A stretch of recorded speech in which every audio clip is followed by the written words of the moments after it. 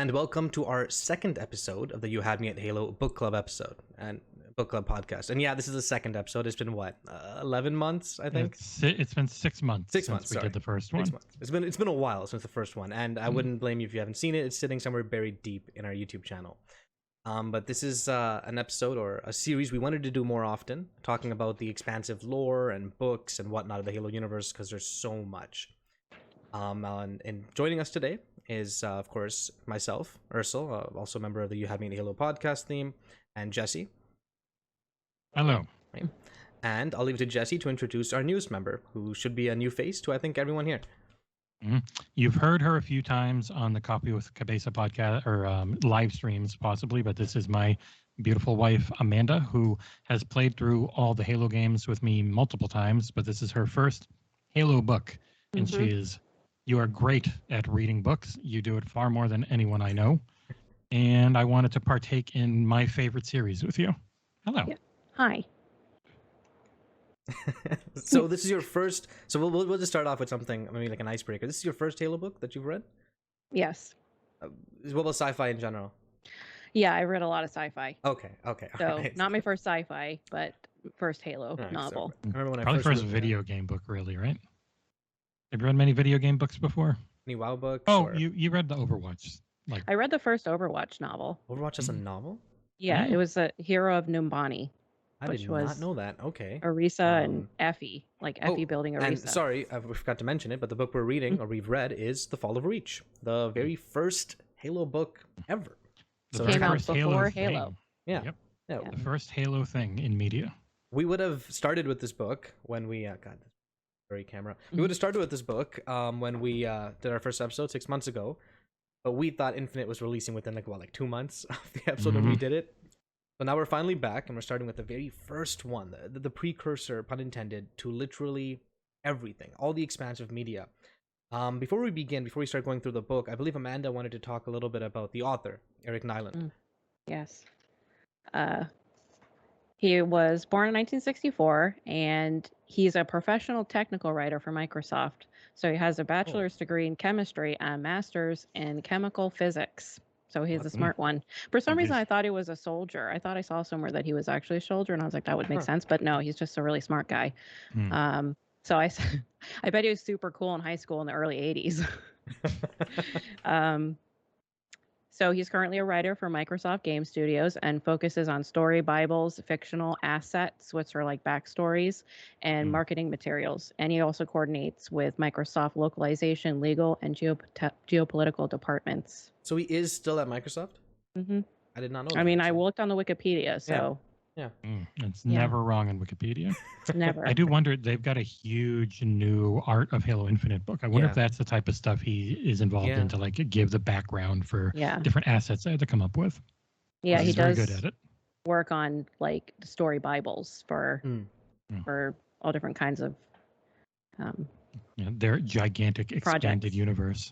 Yeah. So for this book, there was a delay in the original plan to write the novel, which gave him the opportunity to see the game in every stage of development before he started writing. So the book was nearly canceled because Bungie was opposed to the idea of Master Chief having a definite backstory. So, and I must stress that he wrote this book from development to finished product in 7 weeks. Oh, Jesus. Crap. I thought it was 4 months, but I thought about 7 weeks. It should have been more, but it seemed like Bungie had some pushback about having a definite backstory for Master Chief. So, so it said originally the book sold very slowly, and it eventually became a Publisher's Weekly bestseller. The Fall of Reach would go on to sell more than 100,000 copies by 2003 and 1 million copies by December 2009. So it's a lot bigger than I anticipated. I didn't think it was going to be such a big deal. Yeah, it came with the success of the game, really. This is probably the biggest game book, I feel. You know, like even in general, even if you count Gears of War, WoW, all that fun stuff, I feel like this is probably the most either highest selling or the most popular, the most known, at least, video game book adaptation. Yeah, probably. I wouldn't be surprised. It definitely sounds like Bungie was all in on that silent protagonist who's just a clean slate for the player that was so popular at the time with Half-Life and everything that I always hated. Yeah, you are the player. It's like, I'm kind of into having a story. I don't necessarily have to be this guy. So what's weird? is It's even just silly that they didn't talk. Like you're doing all this stuff, seriously. you talk in cutscenes, but then you don't talk at all when you're playing. And it's just like that always gave me a disconnect. It reached the point where whenever he'd talk in the cutscenes, I'd be waiting for it. I'm like, okay, not finally a new cutscene. As a kid, I'd be like, finally, he's gonna speak again. Like, he's amazing voice too. Like, come on, are you serious?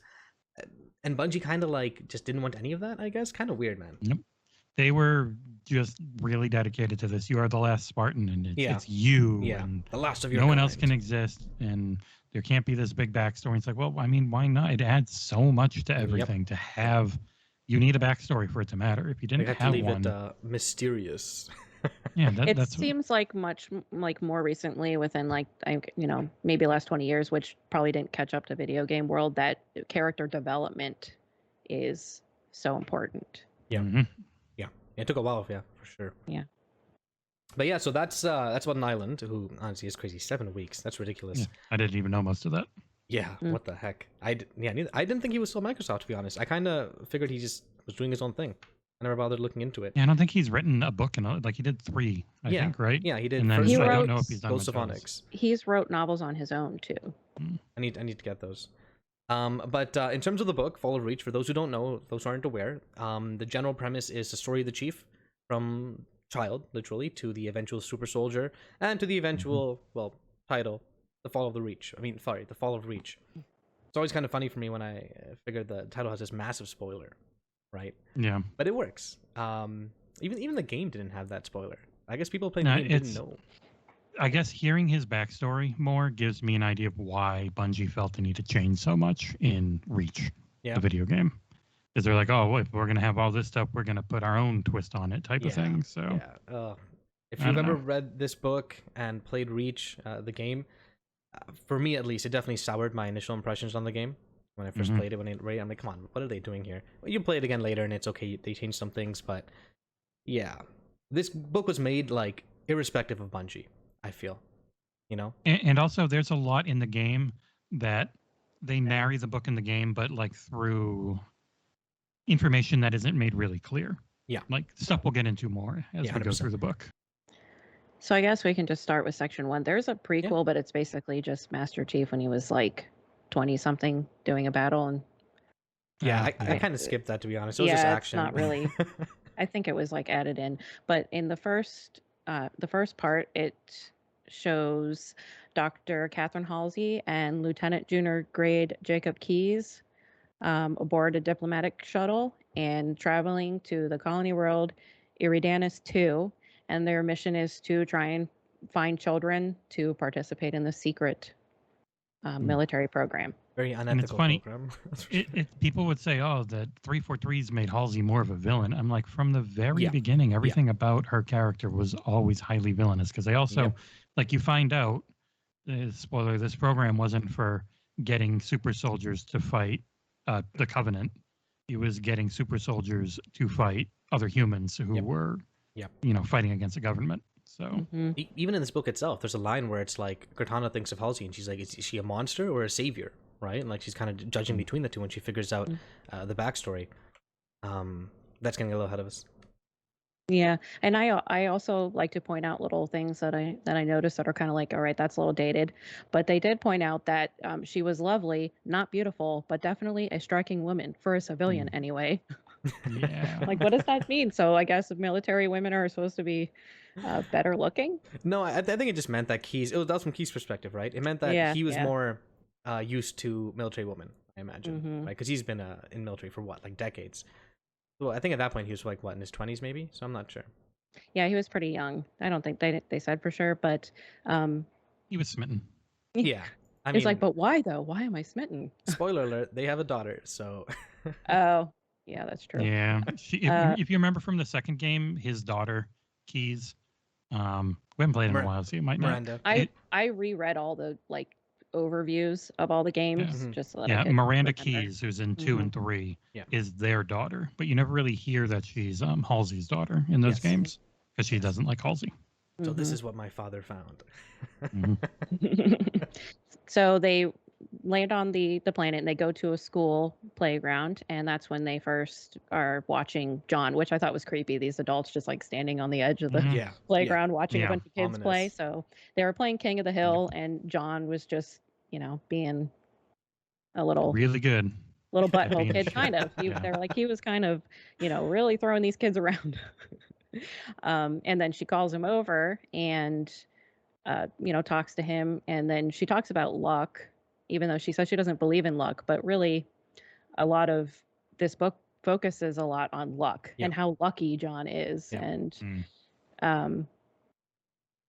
let's see. So she calls him over and like flips a coin with him, and they try to make it seem like could he actually see the coin flipping and see where it landed, or did he guess? And then I also thought it was kind of weird that they just did it one time. Like she Yeah. flipped it, she's like guess, and he flipped it and he guessed, and she's like, oh my goodness. And then they're like, okay, bye. And I'm like, don't you want to do this a couple more times maybe? It reads like an editor who they probably had it in there. It's like, no, just make it one. No, just make it one. This is already too long. Cut that out. We'll make it one. Yeah. We got to move on. It kind of felt to me, and actually, I don't know if this is true or not, but it felt to me like she had a pretty wide list of candidates, but she still needed to narrow it down even more. So this never said, but I kind of assumed that she had almost everyone flip a coin or do something for her to decide whether, okay, we're accepting this person or not. But that's just my guessing. They never explicitly said anything like that in this series. Yeah, and then she gave him the coin too. I don't know if that ever comes back, but she gave it to him because he's like, I want to do it again and get another coin. So I was like, maybe it came back, but let's see. Actually, that's a good question, actually. I wonder if it ever comes back. I'm sure someone will comment on it that, it came back. It came this page and this chapter. Right? They'll let us know.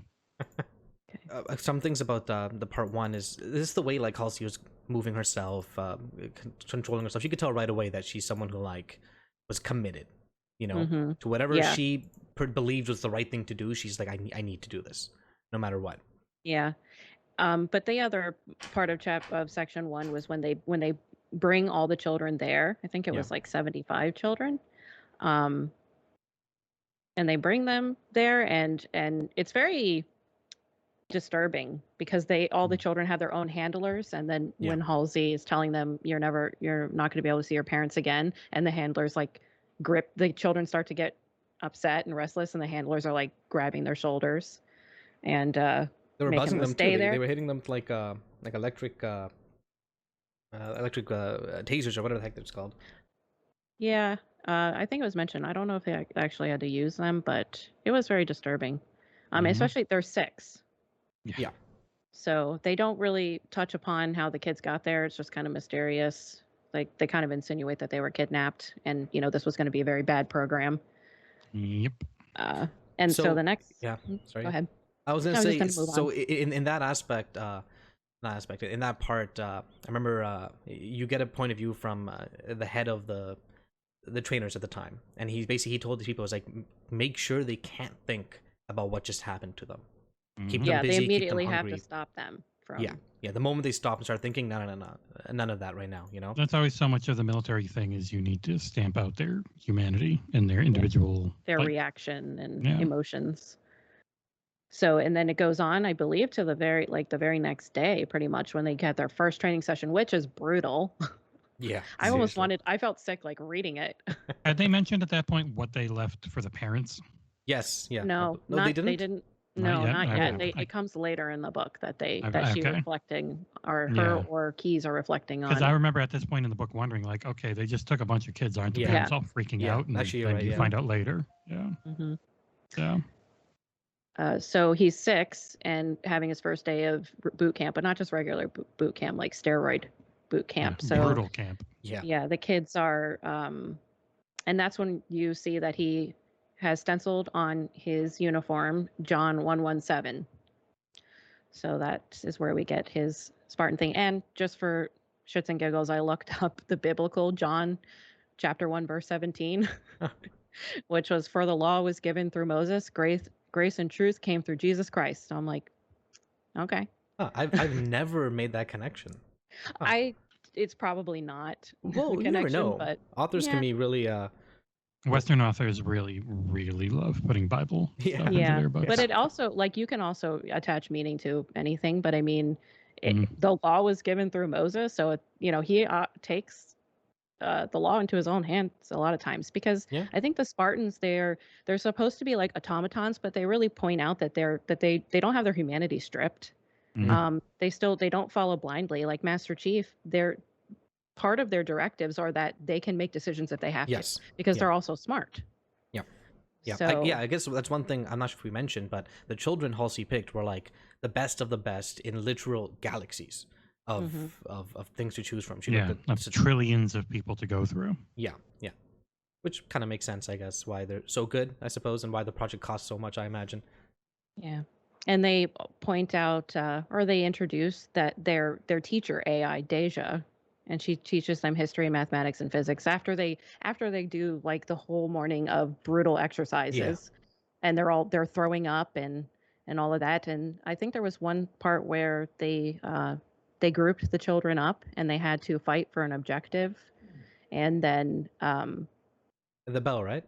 yeah, they had to Yeah. be the Yeah. first to ring a bell. And so John just sort of left all of his group members behind and went up and managed to ring the bell first. But they're like, "What about your teammates?" Because his teammates kind of got clawed to the back. So then because they didn't win, then they didn't get dinner or something like that. Mhm. So Yeah, so pretty effective way to teach the lesson. Hey, teamwork's important. You're gonna starve for a Yeah. day now because of it. Yeah, brutal training methods. That's for sure. As a kid, I'm like, Yeah. oh, this is so exciting when I first read this book. But as you get a little older and you read it, you're like, yeah, this is horrifying. Like, yeah, the teammates were Samuel and Kelly. Yeah. That's who it was. I just Yeah. went through the book and found it. Yeah. So they didn't get dinner. So he was mad. But also he learned a lesson. He didn't get salty over it, because I believe that the next day they had another trial, and then they worked together. And he was all like, "Well, let's work together." And he was happy about it. So, I think that's just another um, reason that he was a good choice, because the kids, they learn from the lessons, Yeah. and then they change Yeah. their behavior and then do what they should be doing. So Mhm. the snow training that they did was important because it showed that all the children seemed to defer to John. Yeah. Even though he was only 8 years old, I believe. The next Yeah. part, he's 8. Yeah. It's like a couple years So later. he's always seems to be the one in charge, not officially, but they all are like, "What do we do next? What should we do?" So they're doing that activity, and the important part was when they got to the end. John was critical because they made it to the airlift, but all the people there weren't uniformed. So he thought it was a trick, and that they were supposed to take the airship for themselves to get out and clear the the ununiformed people. Like maybe the ship was hijacked and they didn't know what to do. So they basically they did kill or almost kill those soldiers They and did then got damage, away that's in for the sure. ship. Yeah. Yeah, they were hurting either way, Yeah. or they were dead, and then they got away. And then even though they were like, that wasn't really the right thing to do, but they said technically correct. So they kind of overlooked the I think there was something, right? Like the last person to reach the base is supposed to stay behind, right? There was something Yeah. like that Oh, when they here were it is. when they were Mhm. doing the test, and so then they're like, "Who's staying behind?" John's like, "If anyone has to, I will." But now we're all going. I'm taking all of us over. Yeah, so he took it over and then he just hijacked the ship and got everybody out. Like Yeah. nobody Yeah. had to stay Yeah. behind. Mhm. That was Mhm. true. Yeah. And that's And when then he he get was yeah, sorry, promoted. yeah. So then he officially became the leader, and he's 8. Mhm. So, yeah, then he became squad leader. Petty officer, I believe. Was it petty officer? Yeah, No, that's just squad leader. Just squad leader. You're yeah. right. I have it highlighted. Yeah. I think that's obvious, Chief. Make him a squad leader. That was to Mendez, because he Keyes wasn't involved with all the training. He was involved with the initial diplomatic mission, and now it's Mendez who's the one that's the officer training. Yeah. Yeah. So it's not Keyes anymore. So that was Mendez. Technically, we did get the Spartan name drop during one of their lessons with Deja, right? They're talking about wolves and the helmet packs, and talk about how the 300 Spartans stood alone against, well, not alone, Yes. but against Leon, crap, what was the guy's name? I don't even remember, but Oh, good. Yeah, I don't either. yeah, but just the historical concept of it and where the names came from. I remember in 2006, I think, whenever 300 came out, the movie, I remember hearing, hey, they're making a movie about the Spartans, and I got so excited because I'm like, they're making a Halo movie already? Oh no. I watched the trailer and I'm like, what the heck is this? All right. I was going to try and see if I could find that. But yeah, that's how they got that was part of the name. I think they showed them, because they always showed them military battles and strategies and, like the big ones. And I think they showed them that to see how they would connect to that particular story. Yeah, yeah. What's funny is the whole book was so anti, especially in the beginning. They keep emphasizing teamwork, right? But then the game was the exact opposite. It's like, no, you're a lone wolf, you're this. And I like the kind of not the contrast per se, but I like the book's aspect where it's like Chief isn't a solo player, right? Like he works best in a team. He strives to be there with his team members. He's not solo in Halo by choice, you know? And even most people wouldn't say Halo is the best solo game. It's even that co-op and a team. And yeah, exactly. It was always the weirdest.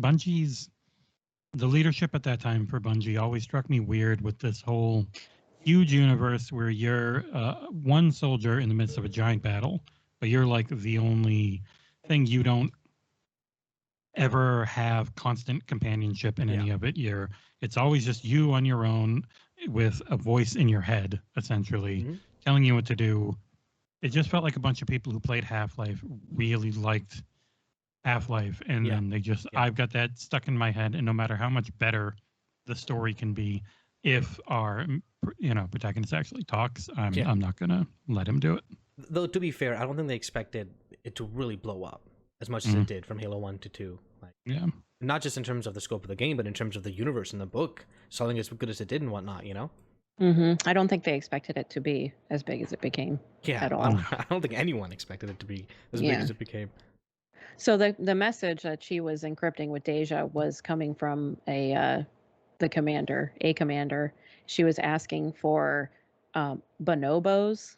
I'm not sure what those were to test all these augmentations on. And he responded, "The use of bonobos in your proposal is troublesome. These animals are expensive and rare now since they are no longer bred in captivity." And so he was like, "I hate to see the specimens wasted in some Section 3 project." I guess he's not aware of what she's doing. Yeah. And it was all theoretical. She made it seem like it was just theoretical when she was asking for this information. Yes. Not that she's actually doing it. He's like, I think that bonobos wouldn't be great for this. She's like, what about people though? So this is what she had requested from him. Carbide ceramic ossification. It was grafting onto skeletal structures to make them virtually unbreakable. She wanted to give muscular enhancement injections, protein complex injected intramuscularly to increase the tissue density. We actually heard that doesn't work. Like I actually just heard a podcast recently that said that injecting protein directly into the muscles does nothing. It like increases them, gives them better, it makes them work better for like 15, 20 minutes, but then that's it. So makes sense. But also it's fiction.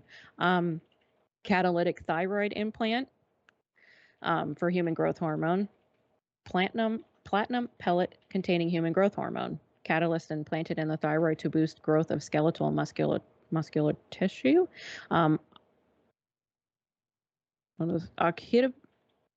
Occipital, which I know that's but I don't know how to pronounce that. Occipital capillary reversal to make them see better. And superconducting fibrification of neural dendrites. Generally, it's a very smart person on Earth trying to guess what we could do in about 500 years. Right. Like, we might get here. Let's start working on this now. Yeah, like if we look at it now and it doesn't work, well, maybe through space magic in 500 years, we'll get to a point where this science that doesn't actually work might work. Yeah. So that would be increased reflexes. I found it interesting how, like, certain, like, this is a little off topic per se, but certain things in the book were just seen as commonplace. Well, today they'd be, like, major ethical, like what? Like, for example, I think every soldier had a neural implant on the back of their head, right? And I'm just like, whoa, okay. You're trying to force a vaccine on me? Yeah, and I'm going to say, now people are like, neural implants, what next? They're trying to control us directly to our brains. Yeah, but the world Halo presents is UNSC, right? Stands for United Nations Space Command. So it represents this world, this Earth that's united. Of course, other colonies and whatnot, there's a lot of strife still happening. There definitely is. But it represents this future of Earth where, at least on the planet, people have put aside their differences at a global scale, I should say, which was kind of nice for me whenever I read through this series or this book. It's the Star Trek thing where we finally were able to get past our differences and become That's what I was gonna pretty say. united. Yeah, and it's interesting because when I first read this, and I always knew UNSC, and I'm like, I know it probably stands for something, United Nations something, but when you really think about it, I was like, so that means Earth is doing pretty okay. Yeah. So there's this united military front, naval front in space. So even if like Earth isn't one just big country and everybody's getting along. At least they got together enough to have this military force. So it was Admiral Jerome, the guy who said that, because I think she really was requesting subjects to test on, but everybody's like, I don't really think that's a great idea. So, Deja's like, I'm sorry. I really hoped there would be some new process to lower the risks, because they were trying to, so they didn't have to put these kids through it. And then they did put them through it. And I think like almost most of them died, like over half of them did not die, but they didn't make it through. A mix of death and like paralysis and severe issues. Yeah. Yeah. It was still a good amount that made it through, but it was, equally. It really lowered their numbers. I think it's like 32 or 33 that were battle-ready Spartans after the end of a few that were okay enough to like be tactical officers and stuff, but not on the field, and then plenty who just straight up died. Yeah, really a lot less than they were hoping for. Go ahead. I was just saying at the end when they were getting ready to put them down for the surgeries, and then John was like, can you tell me, Dr. Hawsley, just this time, how do I win?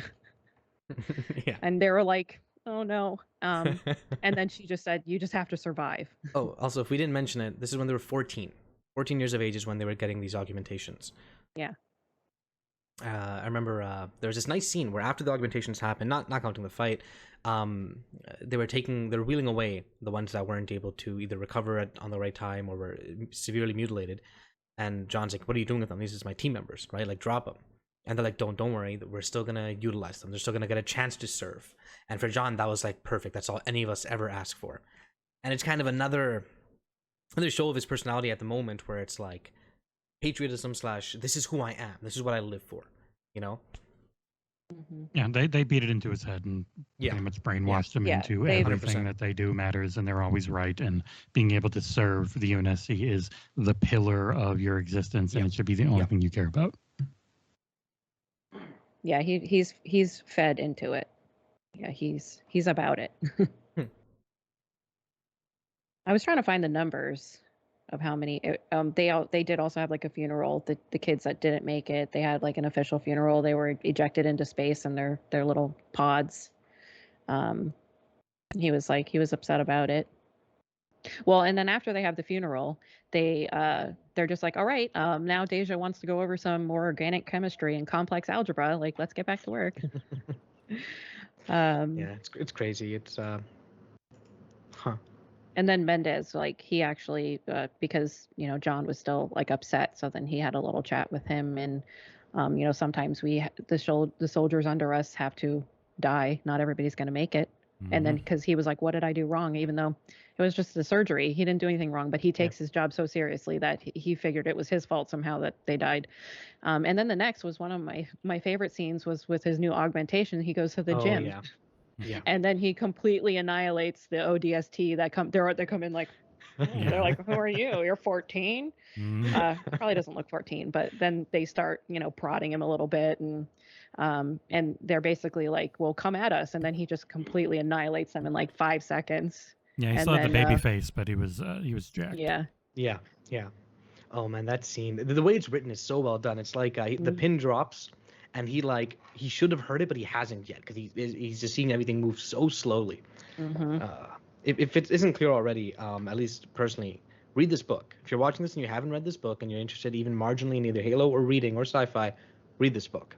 Yeah, because you really get a sense of who John is. You get his personality. You get to see things through his eyes. You get to see his reactions. You get to see how he sees things, and his personality, because he's a good guy. Has one. Yes. Yeah, he does, and he does have it. And that's even pointed out in the book. People are like, you guys actually think at some point in the book, and they're like, yeah, you mean they don't talk a lot, but also it's pointed out they don't have to talk a lot. They have signals that's why they don't talk a lot. They have signals and movements, and that's how they communicate. So they don't have to make noise. So who is it? Mendez that came in, and he's like, what did you do now, John? But they were asking for it, and they're like, well, now at least we have some sort of idea of what these guys can do with these new augmentations. Quite a bit. There was this nice line by Mendez, just going back just a little bit, when John was asking about, these lives I lost, like what happened. He's like, listen, sometimes you're gonna need to decide between whether you're spending lives or wasting lives, right? And John's like, so which one is this? And Mendez is like, I don't know. This is above my pay grade. I'm not sure. Yeah. This is so unbelievably unethical that I don't have a real answer for you. Right? Seriously. Ooh, man, everyone involved in this, man. Especially because, so here's the kicker, right? At this point, there's no covenant. There's no existential threat for the human race. Yeah. There is something, and I wanted to mention it. I highlighted it. This was their reasoning behind doing this. It was Deja talking to Dr. Halsey, and Deja says, they're talking about the reasons for why they did what they did. And Deja's like, I have been over the only projections of the other colony stability 3 times, Doctor. Their conclusion is correct. Massive rebellion within 20 years, unless drastic military action is taken. And you know that drastic military action the brass would like. So they're saying the Spartans are our only hope to avoid overwhelming civilian losses. They can prevent a civil war. That was Halsey's and I guess Oni's reasoning behind doing this insanely unethical project. Yeah. They did point out that on Reach there is factions, or maybe not factions, but there were uprisings. They're already forming on Reach because Reach has 800 million people on it. Yeah. It's a big one. It's a big one, and then it's their main military base too. That comes back into play a little bit with Shadows of Reach, right? You had the civilians on Reach who were like, "No, we don't trust you NSC anymore. Like, get the flip out," right?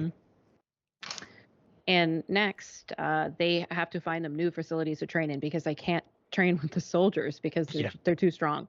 So they have to find their own facilities to train and come up with their own methods to fight them because they just destroy everything. I think they mentioned that a couple of trainers died actually to their training. They're like, this isn't great. Yeah. So they need to be separated. But then they're sort of separated even more. They're sort of like a myth. Like people, they know something's going on, but they don't know what. And even when people do know about the Spartan Project, they really don't know what it meant. Not even people. It wasn't just like, they're waving their hands. We have a project we're working on. They just sort of appear one day to these other soldiers, and they're like, "What is going on? These guys are weird. They're really big, and they don't even know what it means when they see them for the first time, and they're scared of them."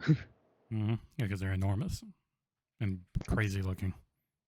Oh, and if it wasn't mentioned, this was, I think it's kind of important for their future, is one of the side effects of the surgery was a stunted sexual drive, right? That was specifically mentioned. Was it? Yeah, it was part of when they were doing the treatments. It was one of the things you were listing out. One of the side effects was that. So, so basically that, just keep that in mind. That's weird. I don't remember reading that. That's strange. I wonder if they cut that out in a newer edition. I can see that. Actually, no. Because this book was I think this was the 2010 re-release, so that wouldn't be true. That would be true. Yes. If they edited out, I honestly don't remember. It doesn't mean it didn't happen, but I honestly don't remember reading that. Unless it was just a tiny mention. It was literally just one line, I think. Okay. Yeah, right here. It's the catalytic thyroid implant. Platinum pellet containing human growth hormone is implanted into the thyroid to boost growth of skeletal and muscle tissues. Risk: rare instances of elephantiasis. Okay, you know what I'm talking about. And suppressed sexual drive. Oh, okay. I didn't. I just read the first sentence and skipped over the rest when I was reading it out loud. Yeah, that's important. Very small. But also, negative side effect. I don't think they want them to have a sex drive. That would just make things even more difficult. It also makes them less human, right? And it makes them more foreign, makes them even more not robotic, scary. but you know what? Yeah. Yeah, like disturbing in a way. Yeah. But also they're intimidating. They need to be. But that doesn't have anything to do with sexual prowess. But can you imagine getting hit on by a Spartan? But it also, I feel like what the relevant part of that statement is, it helps highlight the differences between the Spartan 2s, which obviously Chief and Blue Team are, and the Spartan 4s you see in the newer games, right? In the multiplayer, in Halo 5, that kind of thing. Yeah, and later on they did point out that they didn't use children anymore. Yeah. They stopped using children. They just went to adults. They figured out how to do it with adults. Yeah, they didn't need to do it to children. They used orphans instead. Spartan 3s, right? That's a whole interesting story. We should definitely get into that at one point. But yeah, okay, what's next? I think there's like another The next main thing that happens is that they're sent on their first actual mission. Yeah. Because there's they really go a lot into the training and what they go through, the things they learn, how they're trained. So they get sent to. Who gets sent? Let's see. Samuel, Linda, Kelly, Frederick. If those names are familiar, that's the team you play with in Halo 5. Blue team. Who cease to exist after this book. Yeah. In the games. Yeah, and Kelly is John's best friend, basically. Yeah. They point that out, that they're particularly connected as friends. So they're sent to infiltrate an insurrectionist asteroid base and capture Colonel Watts, the leader of the faction in the Eridanus asteroid belts, which isn't John from Eridanus. That's where they went to go. Yeah. Fine. So Eridanus too, I believe. Yeah. So they're sent there to capture him, which was a very interesting chapter to show them in their first official mission and how seriously they take it. It honestly didn't feel any different from the training. They just smoothly went from training to mission. And they had a couple. At that. Oh yeah, they're like, we need you to capture the leader. Yeah. They're like, let's just throw them into the fire. They're not gonna waste their super soldiers on easy stuff. Yeah, so it was very seamless. You almost didn't realize that they're actually going on a mission until they did have a few hiccups, but they just quickly solve anything that comes up, any issue, and they're successful. I don't think they do it exactly the way that they plan to do it, but it happened. Oh, definitely not. I mean, no. Yeah. I don't remember the details. I'm very bad with details. That's why I made like 80 notes in this book that now I cannot get to easily. I think they were able to do it. John gets shot. He's rewarded a Purple Heart. Yeah. And so I guess like the general premise of the mission was to show that Spartans are strong. They're very powerful, but they're not invincible, right? They're not unbeatable. Yeah, and I think Kelly is the one that gives them the first aid. It gives them the biofoam. Yeah. So that was an interesting concept. Yeah, it is. I think it's not really that futuristic. They have stuff like that now. Yeah. And then at the end, John says, "Nothing's wrong. What could be wrong? We won." So it's like he's always just, how do we win? Did I win? Are we going to win? It's so important to him. And then that also goes back to when they first saw him playing on the King of the Hill, because he just wants to win. That's like his driving force. Sounds like somebody I know.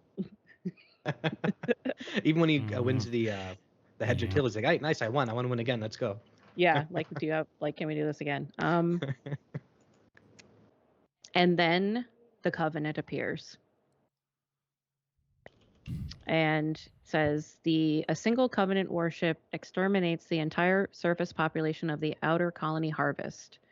3 USNC warships, the destroyer Heracles and the frigates Arabia and Vostok, are sent to investigate this incident and first engagement protocols. They attempt contact, engage the Covenant ship in battle, and are subsequently routed. Only the Heracles managed to return to Reach, having been badly damaged. By December the same year, the UNSC has mobilized a massive fleet under the command of famed war hero Vice Admiral Preston Cole, with orders to reclaim Harvest Colony and stop the Covenant advance. Yeah, so there's quite a bit of stuff there. Sorry, go ahead. I was just going to say, it's a lot more than that. Yeah, it definitely is. In fact, there's multiple books, I think, about that event. There's Contact Harvest, which details the first contact with the Covenant. There's an entire book on the Cole Protocol, which is a bunch of stuff. It's a vast book. They get complicated. Yeah. Oh, yeah. The universe is so. If you haven't noticed it by now, the Halo universe is this massive thing. And whenever anyone tries to say, "Oh no, just stick to the games," "Oh, I don't like it when they expand it," I just want to kind of like just shush them. Like, no, stop. You can do more than just the games. There's such a cool sandbox here that you can play with. It's just, it's always that, I don't want to have to read something to get more context for the games. Like, I understand that 4 could have done it a little better, maybe, but I mean, it was all still in there in the game. Everything was still in there. If you found the terminals, it's all there. 4 should have made the terminals mandatory cutscenes. That's my only thing with 4.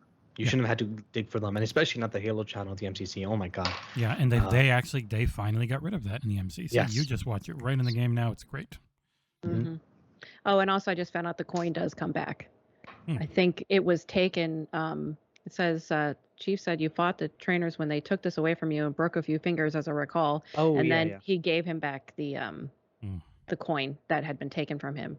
That's I the didn't last time remember. he sees Mendez, I think, right? Yes, and then Mendez leaves. And I think they get Mjolnir, or at least the beginnings of it. Yes, It would yes. mention Mjolnir. So they, Yeah. because there's sort of like a Mjolnir 1 and 2, like they get in a better version later on. Oh, there's so so many this- marks of Mjolnir. it's not even funny. Upgrading their armor is a constant throughout the history of the books and games. And I don't really remember. I tend to like glaze over during battle scenes, but the first engagement was interesting, and maybe you guys remember better than I do. I think like they try to hail the Covenant, they get no response. So basically, just the Covenant shows up and just decimates them. Yeah. And they're like, they get plasmid, and they're like, what the fuck is going on? Like, they're seeing all these weapons they've never seen before. They see shields they've never seen before. Yeah.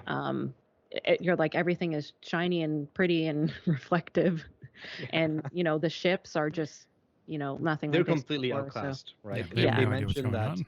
Yeah. they're basically running away, trying to just get away with what they've got left. Even when Cole took out their first victory, right? Admiral Cole, he was able to defeat the Covenant at Harvest and reclaimed the planet. Though I'm pretty sure it was glass at that point. But even then, he had like I think 2 or 3 times the fleet size that the Covenant did. And even then, it was a hard-won victory. They lost like half their fleet or more. So it's like, yeah, this is a species or a group of species that is clearly way more advanced than we are in terms of warfare, at least. Yeah, and I believe Halsey's on the ship experience.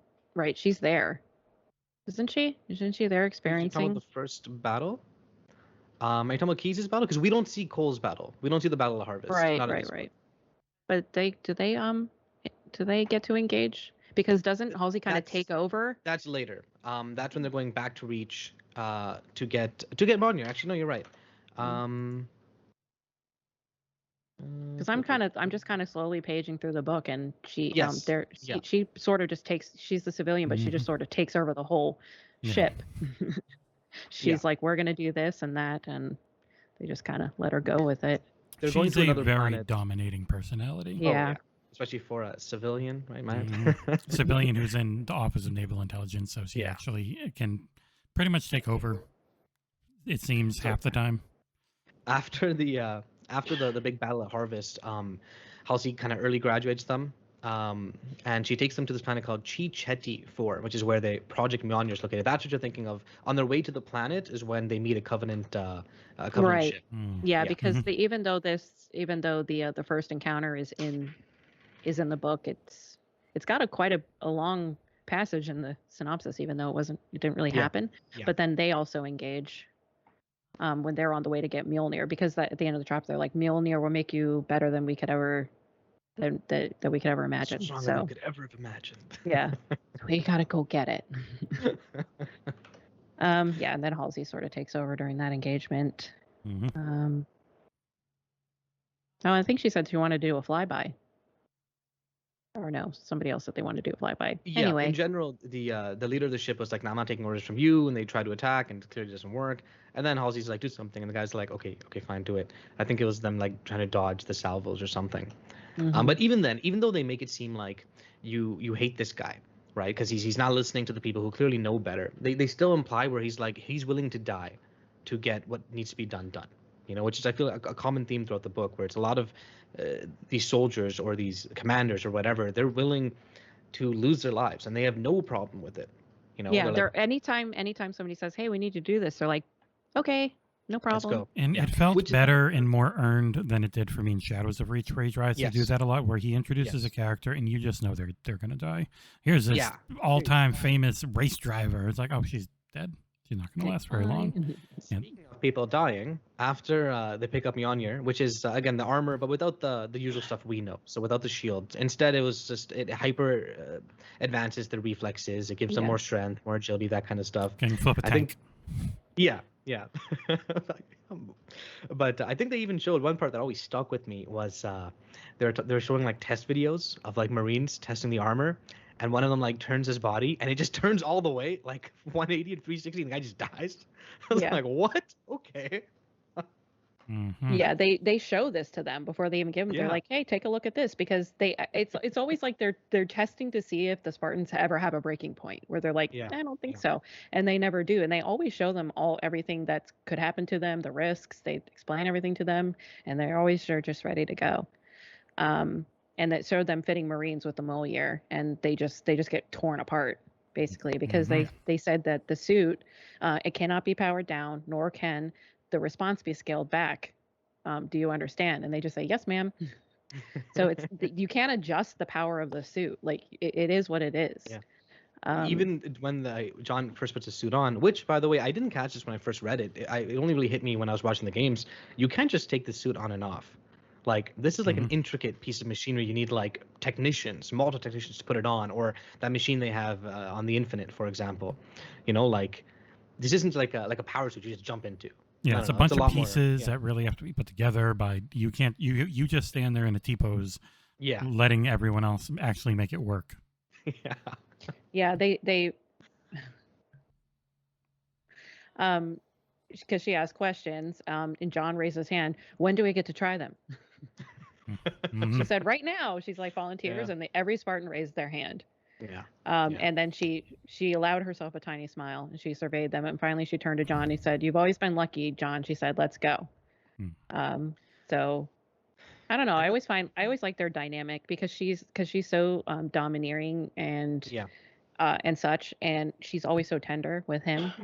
Yeah. That's the interesting part of it, right? It's like Halsey, she considers herself, whether she wants to or not, a mother figure to a lot of these people, and they, whether they want to or not, consider her a mother figure, you know.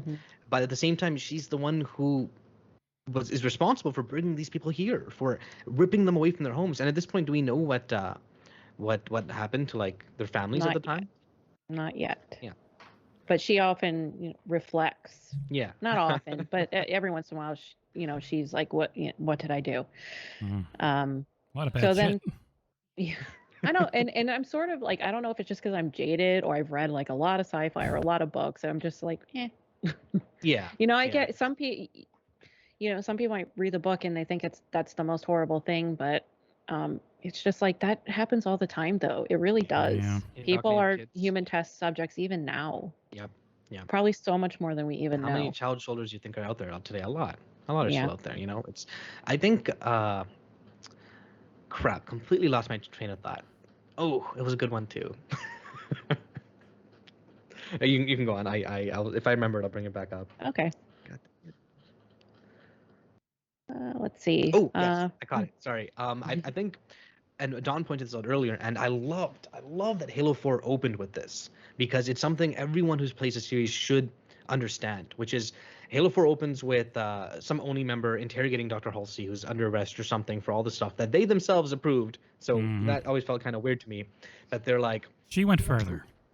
Yes. Okay. Fair enough. But it's like, you did all this crazy stuff. And she's like, my Spartans saved the world. They took out the Covenant. And he's like, Dr. Halsey, your Spartans weren't made to fight the Covenant. They were made to fight other humans. They were made to put them under your thumb. You know what I mean? And that was such an important aspect of the creation of these soldiers, right? They weren't there to save humanity. They were there to continue the rule, you could say, the UNSC, in the outer colonies, to make sure it's all one cohesive thing, which probably doesn't work when planets are like trillions of light years away, And then at the end of the chapter, they find out that the Covenant are on their way. So good thing they just got this armor. Yeah. Though they use it right away too. Yes. Yeah, they go through a little training session and little class about how to use it, and they all struggle a little bit, but their arms don't get torn off.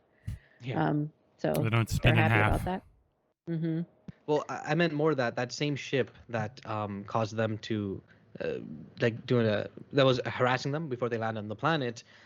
They want to take that ship out, right? I believe it was for let me see. Yeah, because they had no option. They're like, the ship's gonna take us out if we don't take them out. So yeah, when they're leaving the planet after got them yonder, that same Covenant ship that was harassing them is still blocking them. So then what happens is John, Sam, and Kelly, they're like, now we got to take this ship out. We have a couple of nuclear weapons. By the way, can we talk about that for a second? Yeah, so many nukes. I noticed that as well. I was like, tactical nukes? It's These just tiny nukes? non-stop. It's just a nuke is like a rocket launcher for these people. Actually, Yeah. speaking of, holy crap! Like one thing when I read this book, and I guess sci-fi in general, is it doesn't matter how powerful Master Chief is or his Spartans are in the face of like fleet battles or ship battles. Like they're nothing. If a group of plasma hits their ship, they're gone. All 32 Spartans, the hope of humanity, just die instantly. I felt that was a really interesting dynamic where it's like, it's kind of like you don't have control of everything, right? And I really like that aspect of what the book showed. Yeah, and him having to come to grips with you can't always win. Yes. Sometimes it is just survival. It is just what can we do to be able to try and win later. Yeah. Which he had a hard time with when he was younger. But anyways, speaking of that, so that mission that they do to take out the Covenant's ship was successful. But during it, Sam, which is another one of the Spartans, was there with them. Armor's breached by a plasma bolt, and they have to go through vacuum to get back. So basically, Sam's like, "Yeah, I'm not making it back." So he does. I mean, it's definitely a really big trope these days. But when I first read this book, like way back, I'm like, "Oh man, no, not Sam," you know. But you stay with the ship. You have the explosives. You blow it up, so you give people time to make it out. But that was, I believe, the first KIA Spartan we've seen, right? Mm-hmm. Yeah, young and technically one of the first missions, and yes, no shields yet, but still, it reinforces furthermore to John that we're not invincible. We can and we will die as this war goes on. Oh, but it also showed that the Covenant can be killed, right? They had a victory. They this super strong enemy, which like these bolts of plasma, which by the way, the plasma was firing at like speeds of light or faster, I believe, on the ships. Some sci-fi stuff is crazy at times.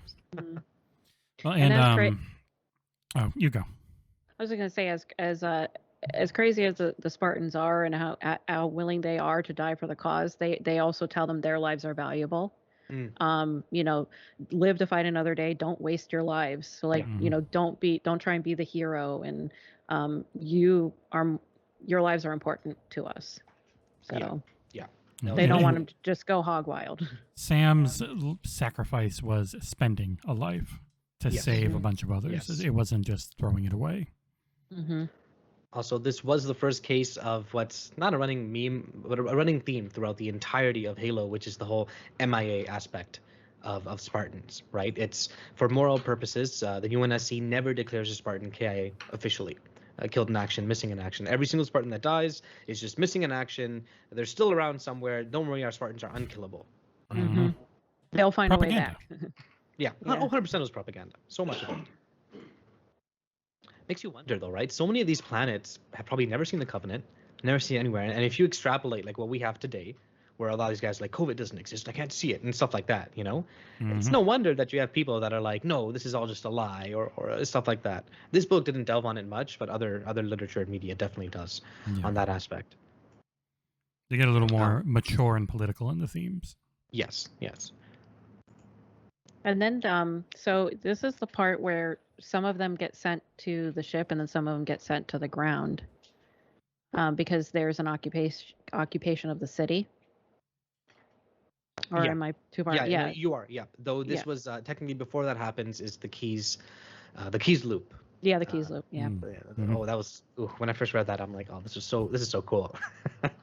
It was sort of like the equivalent of what was that movie where they like curve the bullet or something? Oh, Wanted. Oh, It's sort of, they're just like, let's just twist and like shoot. What was it? Like they just twisted the you twist your gun ship really fast. Like, So they just sort of like twisted and like shot him as they went by or something. It was I'm not a military battle aficionado, but it's a cool sci-fi maneuver that probably would never work in and then real he got life, named after him. So. Yeah, it was pretty cool. It was something like he was approaching, the Covenant ship showed up, he instantly calls the alarm, and he's like, we got to take him out, they're going to get rid of this entire planet if we don't, buy some time for our fleet to show up.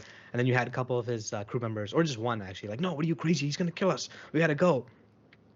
Which is kind of showing like the fear, I guess, is still there. And then I don't remember the exact thing he did, but he fires this missile, uses the gravity of like a nearby planet to have a loop around one of the Covenant ships, and he like rams another one, or either way, it was cool and it's worth reading. All right, it was some fancy shit. Yeah, 100%. Yeah, it was physicsy, which is a good thing that this guy has a master's degree in chemical physics. Actually, So makes a Yeah, lot of when they're sense. smart. Yeah. because a lot of the stuff, it's not like it didn't make sense. You know, Yeah. you're reading it and you're like, I can see how that can happen. And he doesn't. The author does a great job of not making things like, so that you can't understand it. Oh, yeah. It doesn't go over your head. Like Like, it makes you feel smart because like the he's giving you all trilogy. these really smart things and Yes. making you feel like you understand it. So it's nice. Don't feel Yeah. like you'll be like lost technical details because it's really organic. Yeah. Though I was definitely lost in the Foreigner trilogy a little bit. That's a bit of the opposite. Yeah, But, like, that man, one I am gets a little dumb. dry, and Yeah. it's somebody who is very smart, doing a lot of building up an entire race and civilization and how Seriously. everything works, and he's really smart and good at it. But you have to take your time in a way you don't have to Yeah. in this book. Yeah. So I did appreciate going through this again. It's an Definitely worth easier reading. read. Oh, for sure. For sure. One thing I wanted to mention real quick was during this process of them first meeting the Covenant and then beating them at Harvest, Admiral Cole initiates this worldwide directive called the Cole Protocol, which is the moment you encounter any Covenant fleets or you think you're encountering them, you wipe your navigation database, so all previous memories of where you're going, and you set a random coordinate for a system that has to be away from Earth and other Earth colonies, which makes sense, right? Because it's Mhm. They don't know you what they're gotta- after. They've never been able to talk to them. exactly. And so on the ground, the Marine force is slaughtered because they're going. There's a covenant occupying the city of Côte d'Azur with a nuclear bomb. And then they get to this museum where they see a bunch of strange things happening. They see that So who gets there? Sorry. there's a blue, red, and green teams are sent to destroy a Covenant occupation. And then the Covenant has also occupied a museum. They discover a new race called the Engineers. Are those the floaty ones? Yeah. They give Which I everyone couldn't the remember purple ever armor. seeing them. They're not in a lot. They're in they're in ODST. Reach, and they're in ODST. ODST was when their main focus near the ending. If you follow the terminals. Yeah, And then because I they, couldn't remember. I'm like, they're like pink floating balls with like tentacles that Yeah. just kind of take things apart. Yeah, and, they're you like know. the main story point of ODST, really. Yeah. And then they're in Reach as well, just as an enemy you feel terrible for killing every time. But I hate them. Man, are you kidding me? You gotta take them out instantly. They shield everyone in the vicinity, and that's like, oh hell no. They're all slaves. Yeah, there's a lot of lore behind the Engineers and whether they're not actually part of the Covenant and that kind of stuff. Right. And I was like, I want to know more about them. I'm like, I don't remember them, and I wanted to know more. But they can tell that they're peaceful. They're not. They just see technology and they want to fix it. That's their thing. Really academic. Yeah. So red and green teams escort a group of civilian survivors to the landing zone, and blue team, which is now John, Kelly, Fred, and James, enter the museum and discover two massive aliens, which were the hunters, because they look around and they see that there's some squashed. What are so there's Jackals. the grunts? Yes, jackals. Yeah. They see the squashed jackals, and they're like, "What is going on here?" And then they see the hunters for the first time, which is pretty wild. Yeah. And they also see them scanning something, and they can see a transmission beam going into the air. So they're like, "We need to get whatever that is, because this is what they want here. Yeah. We don't know what the Covenant wants. We don't know what they're looking for, but they want what this is." And then that's when they get that artifact rock. Looks like a rock. Rock effect. And technically, during this time, he's part of the battle in the space. He noticed that there was like a small ship in the atmosphere that was receiving a transmission. So he went and he kind of intercepted some of the transmission that was being transmitted, and then it got cut off because the ship kicked it over. Inadvertently disclosing the location of the planet to the Covenant via the homing beacon attached to the Iroquois. Yeah. So they didn't know this. They didn't know they had a homing beacon on them, which the Covenant could probably have a homing beacon the side of like an atom or something. It was really cool how they said it. It was like it had like this battery. It was attached and it just wouldn't turn on for like a while, and then eventually it'll turn on and it does like a miniature slip space jump or something really techy. It was worth reading through, and that's how it like gives the information it needs. So during the aftermath of this battle, a bunch of broken ships everywhere. This tiny little thing hooks onto Keyes' ship, and it's like, I'm gonna learn everything you go to. I'm gonna learn where it is. Okay, hey, we took a quick break, and you'll notice that we have someone else with us now too. Dan was able to make it. He was a little late. He had a lot of stuff going on, but thankfully he was able to make it, and he'll join us for the other half of the podcast. How's it going, Dan? Pretty good. Good to be here. It's nice to have talking you. about one of my favorite books. Yeah, yeah, honestly. So we were just talking about the rock that they discovered, I believe, right, Amanda? Yes, from the hunters that they were putting out beacons above them and scanning them and whatnot. And then they find out, I don't know, did they defeat the hunters or just snatch it from them? They shot the ground underneath them, and they fell, and they just pushed something really heavy over them. Oh yeah, they crushed one of them, didn't they? Yeah. Though it was like they could still see them moving a little underneath it. Yeah, because they're they're all worms and stuff. So Yeah, it's not like the game where you just shoot a bunch of worms in the middle and they die. Right. Right. Like they should have brought a pistol with them. This was the first time they discovered the existence of the Forerunner, correct? With the non-covenant. Yeah. artifact. Yeah. Right. Yeah, they know But we this know isn't it now covenant. to be. Yeah. Yeah. Cool. Even more Okay, I'm all lore. caught up. Yeah. Yep. And this is before even the precursors, man. There's a lot of stuff in Halo, man. But something we were talking about a lot is it's just this book started everything off, and it gave such an amazing jumping point, for this entire universe, so that the game really didn't give nearly as much.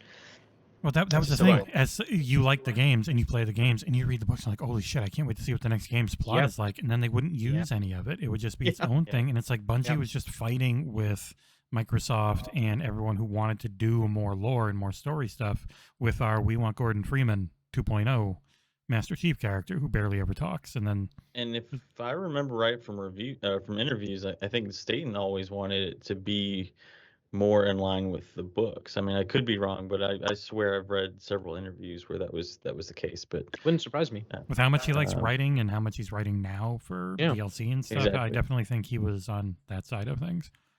yeah, And it came to a head. Sure It actually came to a head in Destiny, where he wrote this Right. whole long thing, and they a year out, and they just Yeah. completely wipe it all away. Yeah. They have all their mystery because The they completely cut darkness. out. Yeah, They cut out I all don't the have time to actual. explain why I don't have time to story. explain. Yeah. Mystery is often a excuse for lack of depth. Yeah. Mhm. 100%.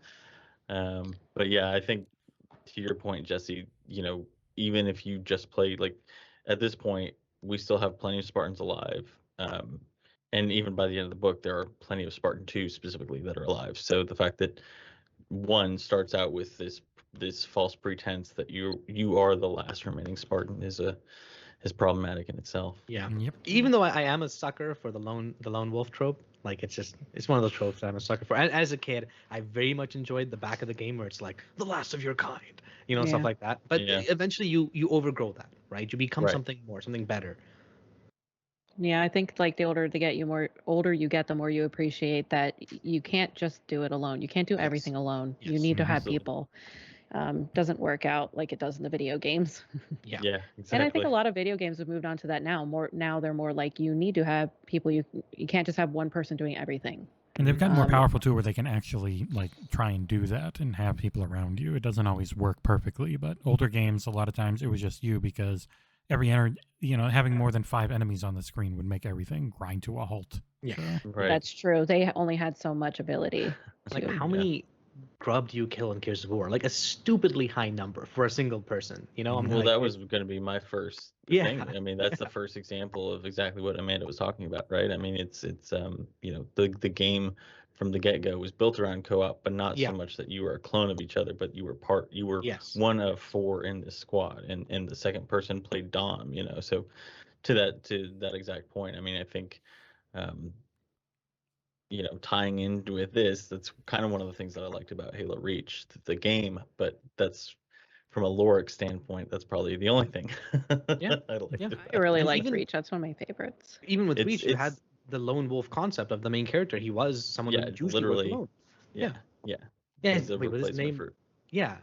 yeah, they refer to him as Lone Wolf, but Exactly. yeah, That's what I'm thinking.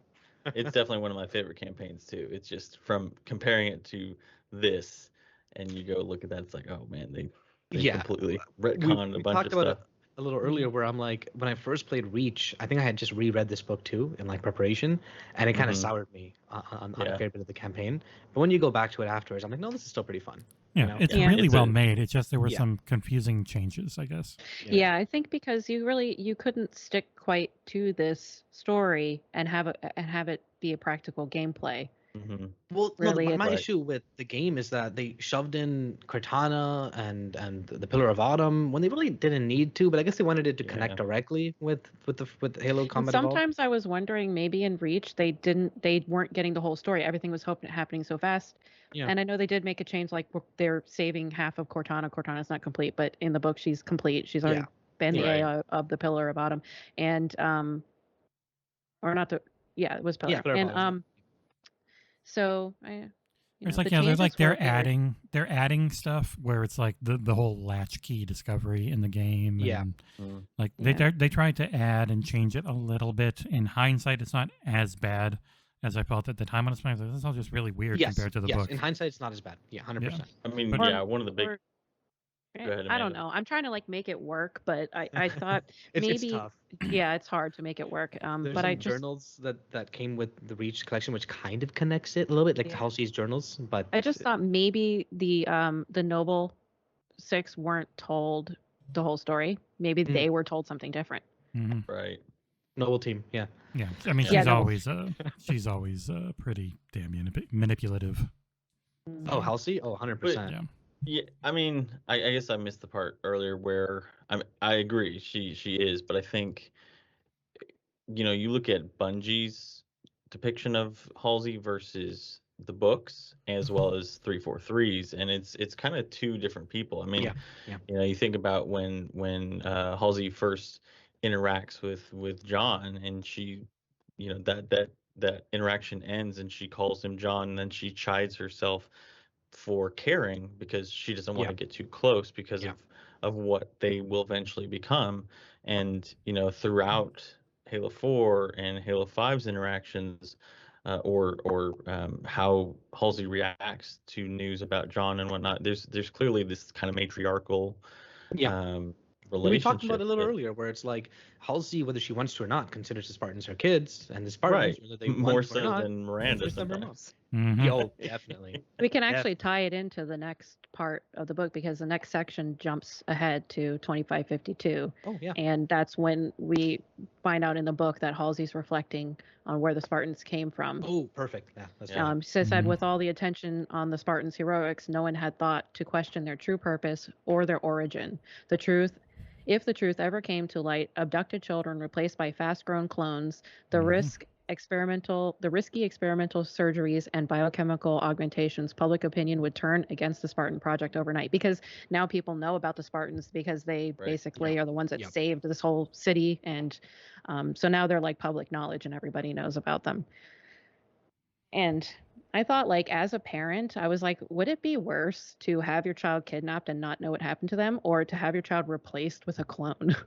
Like, what That would be dies worse? pretty quickly. Kidnapped, I feel. I mean, I'm not a parent, but I feel like at least having that closure that, it's like when someone's missing, it's like, at least I want to find the body at least. Like I want to Yeah. know for sure that they're not just out there somewhere. Mhm. I mean, it's still terrible. Don't get me wrong. Both options are horrifying. They're both shit sandwiches. It's just like which one has more shit in it. And it's like, Right. not knowing is pretty big. Right. And I know the parents, they don't know the kids are kidnapped, but think all of a sudden you have a clone and your child is like not the They don't same. have the memories. Like, Yep. What Yep. happened? And they're really and then, sick and then they die. yeah, Yeah. and then they die like 6 months later. I don't know if they say that in the really- book, but They did. They said that last time around 6 Okay. months. There's this really interesting. So Halo Legends, it was the anime series, right? It had like 12 episodes or something. One of the episodes was called Homecoming. It was about a Mhm. Spartan who fought at her home planet, and she sees herself. Her flash cone didn't die. So that was a really interesting episode where it's like, what the heck is happening here? And like the mental process. Oh man, there's some really cool stuff with this concept. Mhm. yeah, because it's Agreed. like and it's like, if the parents knew that their kids were kidnapped, would they even want a clone? They wouldn't want another Yes. replacement Right. kid that's not their kid. Like, Yeah. Exactly. They look like them, but they are not that person. yeah, they're not. It's not the same. I'm curious how much in the Halo universe, how advanced cloning tech has gotten. Like, has reached the point where humans can create humans, or no, not Right. really. Yeah, it Because seems they like wouldn't be it's- able to give them memories because Yeah. They Right. never say like we have the ability to, download a human's consciousness. Yeah. So it would have just been the person, but And even it would have been Cortana, like a she didn't. shell of a person. Yeah, Cortana Right. didn't have Halsey's memories. She just had her intelligence, right? Yeah. Or the base of it, anyways. Yeah. Don, what were you saying? Oh, I honestly don't remember. Yes. Well, we're getting closer to the end now, so Yes. um Well, speaking of Cortana, mhm. Mm-hmm. I believe this is when she gets introduced, right? Yes, because Dr. Halsey was reflecting, and then now she's getting what she was waiting there for, because Deja was like, "You're 14 minutes late," but she had been reflecting. So Though, one thing, and I think this is going to be important in Infinite. I think so. I hope so. Is that in case you didn't know, anyone watching, Cortana herself, the smart AI, was made off of a clone of Dr. Halsey's brain. Right. Mhm. That I is, just got to that part here where I made a Yeah. highlight. Oni had. Did they say Oni or did they say ONI? They say Oni. Oni. Okay. Yeah. They arranged to have her own brain carefully cloned and her memories flash transferred to the receptacle was organ. So memories. they did. They do have Yeah, that interesting. technology. Only 1 in 20 cloned brains actually survived the process. Cortana had literally sprung from Dr. Halsey's mind, like Athena from the head of Zeus. I'm like, that's a stretch. And it becomes a plot point in Shadows of Reach, where Right. the entire point of that book, which we went over in episode 1, was the MacGuffin that they're going for. The reason they're going back to Reach after all this happens is because there's 3 items that they have to recover from Dr. Halsey's lab. And then in the trailer for Halo Infinite, in this year's E3, we get introduced to a new Cortana, which has most people guessing they must have had more successful clones of her. Yep. Mhm. Right. They even So- mentioned it was like biological containers that they want to Mhm. pick up. Yeah, Yeah, But they have also, to be this frozen. must be a new process. So the children we were talking about, they didn't get this technology No. because No, no. they're still the point where they have to go through 20 Right. brains to get one to work. Yeah, it's been what, Well, 20? and keep in It's mind, been too- 27 years, but they say 25 in the book or something. But yeah, It really threw me off. I talked to Jesse for a half hour. I'm like, this math does not work out. Am I being dumb? Can you please take a look at this?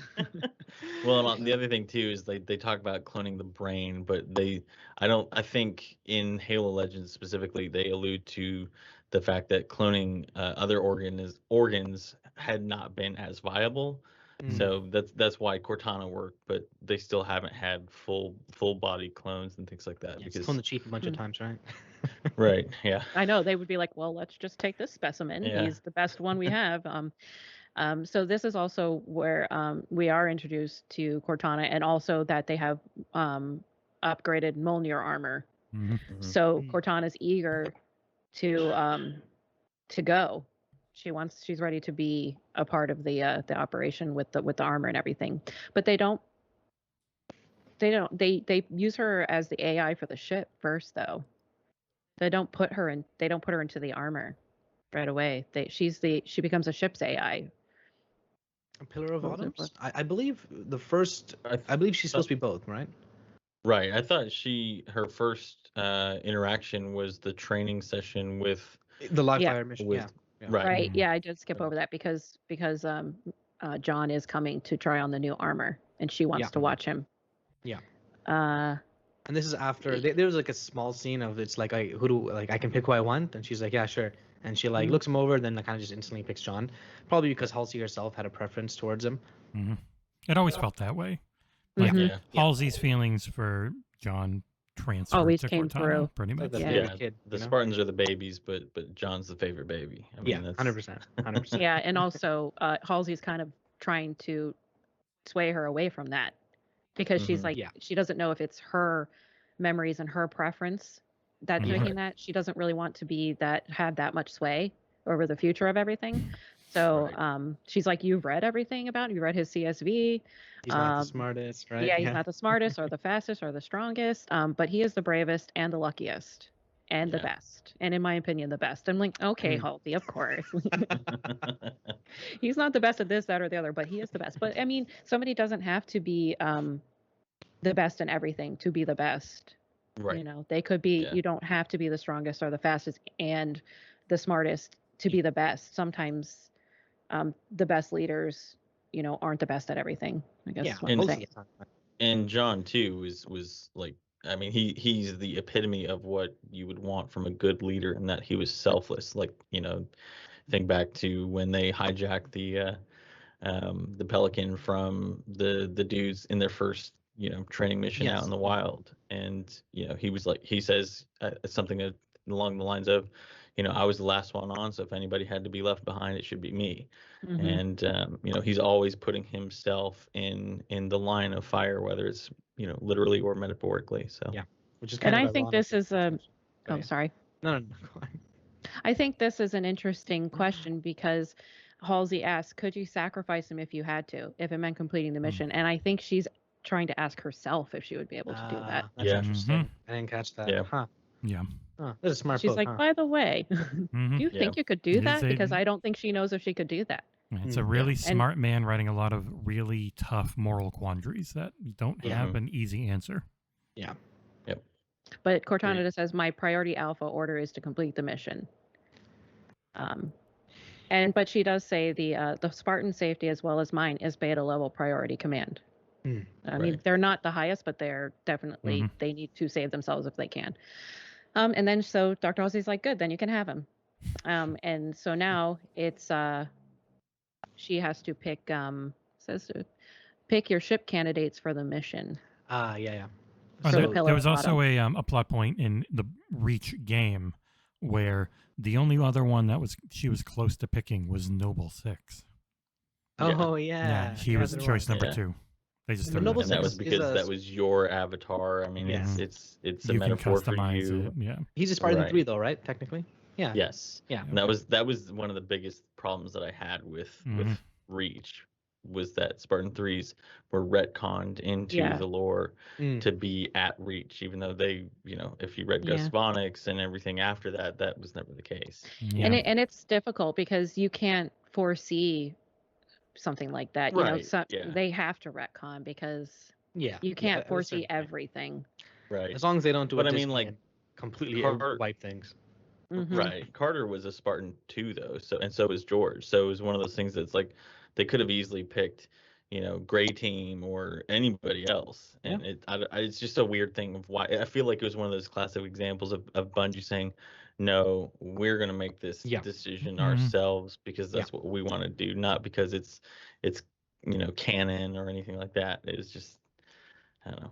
So they talk about the Pillar of Autumn, that it had been completely overhauled because it was the smallest of the cruisers, that type of ship. So it's a really big ship, and they've refitted it and they've spruced it up because I guess I don't know if they're trying to like make a new class of ships or if this is just something that they created to carry their Spartans in Cortana.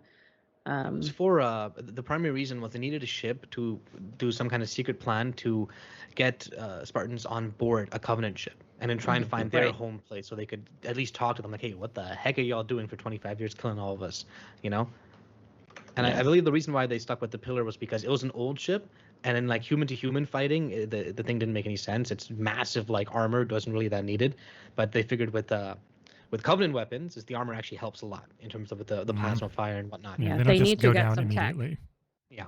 They need to, if they want to keep this fight, they need to get some of that tech because the Covenant they're just coming in and getting all of their tech, all their information, finding out all about everything that they have, how to fight against it. Like we saw on the city that was occupied, they're just going through getting everything they want. Nobody's stopping them. I mean, a good thing they were able to keep some, like location of Earth and keep some things from them, but they were basically just walking through getting whatever they want. Also, technically, there's a plot point where all Spartans have the standing order. If they see any Covenant equipment, they pick it up and they bring it back for analyzation. They need to get whatever they can. I just got to a note where it says that Covenant science is imitative rather than innovated. So it's pointing out that they just go through and they just get whatever. Yeah, and they had a they lot can. of access to Forerunner stuff, which really propelled them forward. Exactly. Yeah, and it says that doesn't mean that they're not intelligent. Just means that they have a different method. What did they do? So they do the test with Cortana and Chief with the airplane, and I like a side bit with this guy named Colonel Ackerman, which was does he ever come up? Ackerson, sorry, does he come up again? I don't know if I read another book with that. I don't remember. I don't think so. But in There's this so one, many books, I can't say for sure, straight but up, I don't right? remember. I feel like he might show up in the Karen Travis ones. I actually haven't read those 3. They're pretty good. Really, huh? I take the back. Yeah, he was in Ghost of Onyx. He Okay. was in Ghost of Onyx. Because he was the one who actually commissioned the Spartan 3 program. Reprogram, yes. Yeah. That was it. Okay. Because he was directly against Halsey. Yeah. Mhm. But basically, it's summarized really quick. To first test Cortana and the new. This is the point where they get the shield technology for the Spartans, and I kind of liked how they kind of Nyland did like a little bit of the when like you first start and your shield gets depleted and it goes back up again when you play Halo for the first time. He kind of does that a little bit. Anyways, it's a live fire exercise. There's a couple Marines in the way. He doesn't kill them, though he does a lot of damage to them. But they told him that he could kill them yeah, if he wanted right. to. He's like, nah, we need every. This was actually a theme that happened a lot, and I was surprised. I'm like, you're killing people during a war where every single life counts. What's up with that? Like, I guess it's just politics, right? Yeah. Even when it really And shouldn't be and trying to give But- a lack of character to some people, where you're just sort of like, you're not supposed to really like them. It's just you. Yeah. What's Yeah. what's Fair a enough. real, demonstrable act of being a shithead? Yeah. I But think that's the this thing. exercise was just supposed to be balls to the wall. They Yeah. were like, you can kill people. They're trying to kill you. Well, So- no, technically, if afterwards they mention Halsey's initial plans didn't involve live fire rounds, but no ODSTs, and definitely no fighter jet firing like rockets at It was the him. Ackerson guy. Yeah, Mhm. yeah, He got it. I'm probably sorry. his ego was just like, we can kill him. Yeah, Dan, go ahead. Yeah. The thing that I liked about this interaction was that, like you guys said, he didn't kill. I don't think he killed anybody No. right. So like, you go from the ODST interaction in the beginning to Mhm. a bevy of interactions throughout his experience post augmentation, and even during that ODST interaction, like you see the remorse, you see the questioning that Mhm. John has of whether this is justified, whether it's ethically right, and you finally see now he obviously knows his situational awareness in those situations, but he has gotten the ability to survive without killing if need be. Yeah. Whereas before it that wasn't the case, and so it's I don't know, this book, I'm sorry, has a great, for almost every single character that continues through, because it's one of my notes, like everybody has actual character progression. Yeah.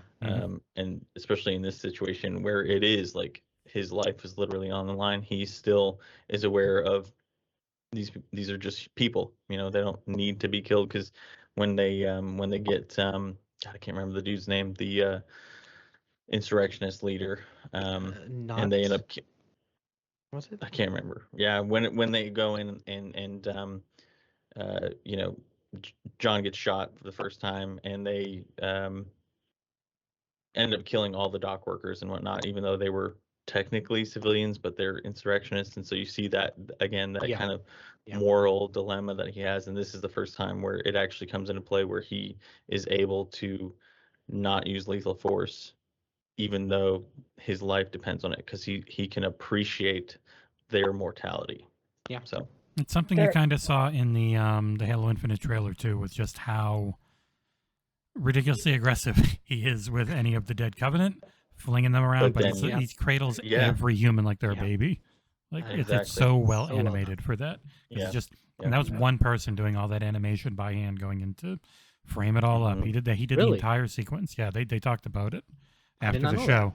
There was one guy who went through, animated the whole thing for him going through space there, and just trying to convey the fact that his first thing always is to protect his allies in every way imaginable. Humanity, yeah. And even Covenant, or Sangheli and everything, like if you are his ally, yes, then he will do everything he can to save you. But if you're not, he will kill the shit out of you. And And it's when we were talking about how they figured out their science is imitative, the Covenants. So Halsey's also breaking down to these Spartans the different classes that they've discovered. The castes. It's pointing out the different enemies, and then that's when they find out about the prophets, that they're actually they are reporting to the prophets. Yeah. And that their mission is involving the so-called prophets. They want to get one. Mm-hmm. So they're going to be split up into 2 missions. Phase 1 is to engage the Covenant and disable but not destroy one of their ships. And then the next is to just aboard the disabled ship, neutralize the crew, crack their navigation, and find the location of their homeworld. So that doesn't happen, but that's what their mission is supposed to be. Oh, they get there. Yeah. He gets there eventually, not the way he intended. though. Into Yeah. And then they're supposed to infiltrate and capture the Covenant leadership and return with them. Yeah, pretty much a crazy mission. Like almost Yeah. no intel. You know. yeah. And we don't know anything about our enemy here, but please go get their world leaders and bring them back. Yes. I guess it Capture their shows ship, how go to their world, bring how them back. desperate humanity was at this point, right? And there was a little bit at the end of the book, the adjunct, which I don't even know what that means, but one of them was talking about like these 2 people on Reach talking to each other, and they're like, "Oh, fighting isn't here yet. You know, it can't be that bad." Blah blah blah.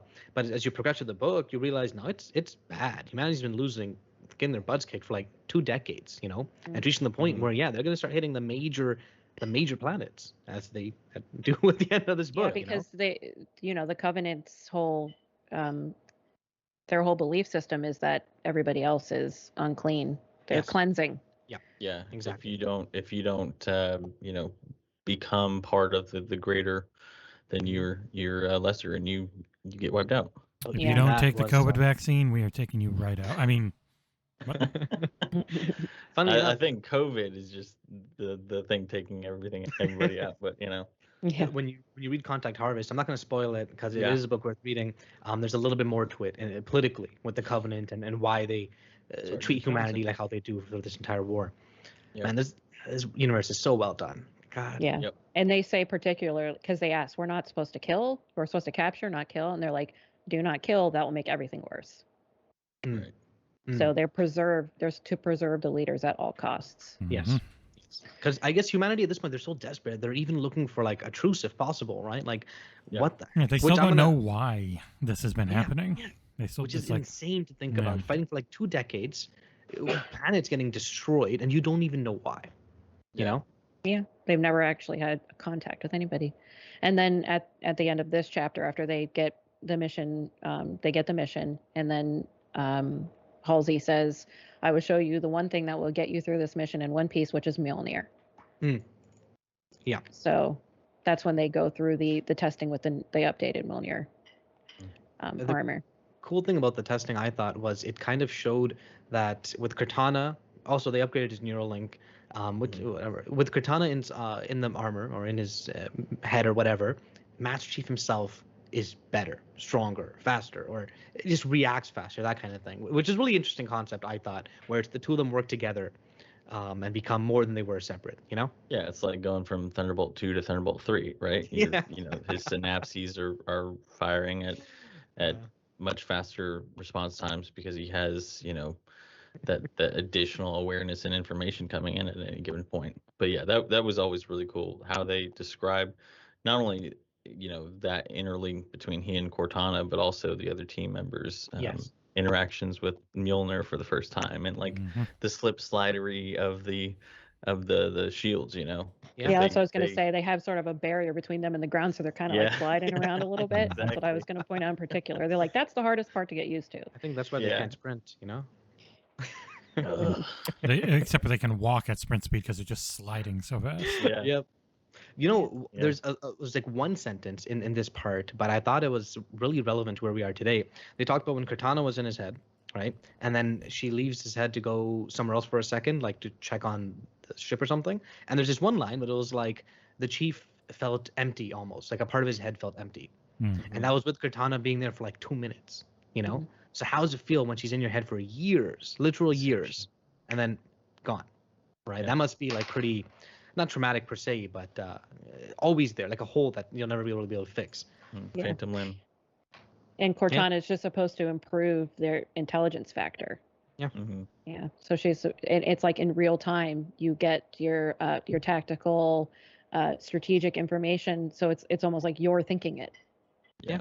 But at I the actually same really, time, yeah, you're synced with somebody, but it's like your own Yeah. thought. It's like You get merged. disconnected from the cloud, and then you don't know what the hell's going on for a little bit, and then you get back in, and you're like, shit. What's that Bradley Cooper movie where he takes Limitless. is it Limitless? Thank you. Yeah. Yes. So it's Yes. like I always described it as when she leaves or when he's not with her, like in Halo 3 or obviously in Halo 5. It's like when the pill wears off, right? It's That's actually interesting. Yeah. You ever see Upgrade? Huh. Where Yes. the AI yes. takes over the guy. The guy's like, Great um, movie. yeah. no, So he's That's a really paralyzed, good and then example. he gets a should system watch it. essentially built into him that ends up. It really made me think of Halo, and That's yeah. yeah. Like I just need the to watch way that. that the AI takes over and is controlling him, and they're working together because his body doesn't really work otherwise. So Gotcha. it's pretty cool. And Master Chief is worried that they will conflict with each other. Yes. Mhm. That he says she might have conflicting directives because it's a separate another person, and so Halsey's like, no, she has the same parameters you do. You guys are both working within the same exact parameters, so it will not You be are a both problem. robots. Speaking of Cortana, I Yes. really liked how they did her Cortana in this. The way they showed how she thought, how quick she did, how she's doing like a million things at once. I Mhm. thought that Nyland did a great job writing that in. Mm-hmm. Yeah, and they pointed out that she's high spirited, Yeah. Yeah. so and she has behavioral quirks. Yeah. So I guess they kind of wanted to give him a companion, Mm. somebody to Absolutely. keep him company, somebody that he could interact with freely without having to worry about, being emotional or whatever. It's sort of like, Symbiotic. yeah, it's like it's a relationship that he needed because he Mhm. was so close to Halsey. Like he needed to have a person. I mean, that line in Halo 4, right? I mean, it still Yeah. rings true, Mhm. right? She asked me once, who's Yeah. who's more the machine? Yeah. Yeah. Yeah. Yep. It's such a, oh God. And when people say like, oh, Chief has no character, that's a huge tangent. But God, that really, bad because they removed mystery. really irritates me. It's like you didn't even Yeah. bother trying to pay attention, Yeah. But yeah, sorry, that's off topic. He needs a companion. Yeah. Mm-hmm. I don't think they don't want the Spartans to go through life without ever experiencing any emotions or Yep. a relationship. And I think like it kind of was intended for them to have a deep connected relationship. Mhm. Again, that line in Halo 4, Halsey, do you think the Master Chief succeeded because he was at his core broken, right? Stuff like that. It's just so well done. It makes you think about these things, the ethical, the moral dilemmas between these characters. And it also kind of gives them a reason to live, or gives him a reason to live. Mm. He doesn't want to be separated from Cortana. He Yeah. wants to keep going. Even though she's not a physical person, he wants to save and protect her as much as she wants to save and Yeah. protect him. Yeah. It's just about as real as any Yeah. relationship he's had outside of his fellow Spartan child soldiers. So, I and mean, hey, right, he gets and- in Infinite, he gets Brohammer, so he finally gets to hang out with a dude. Well, Dan? in AI in the Halo universe, aside from not having a material body, are essentially, Human.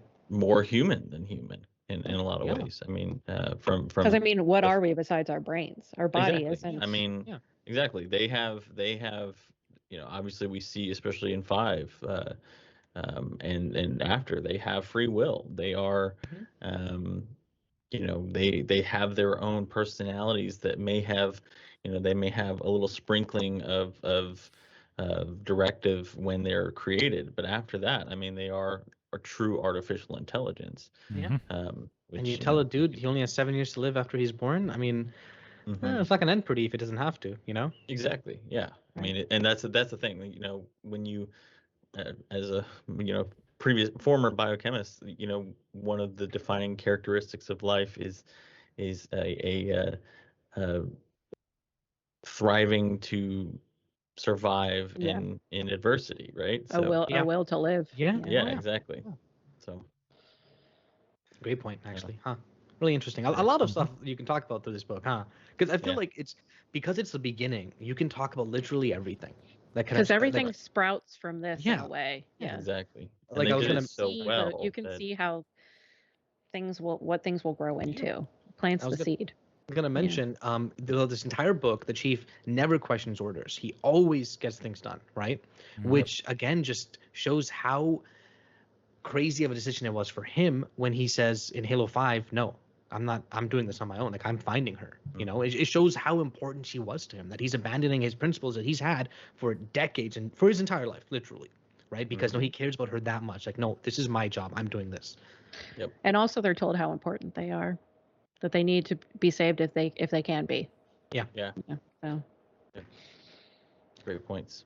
Okay. Absolutely. Next was the final part. Well, technically there's the last part after this, but section 5, reach, right?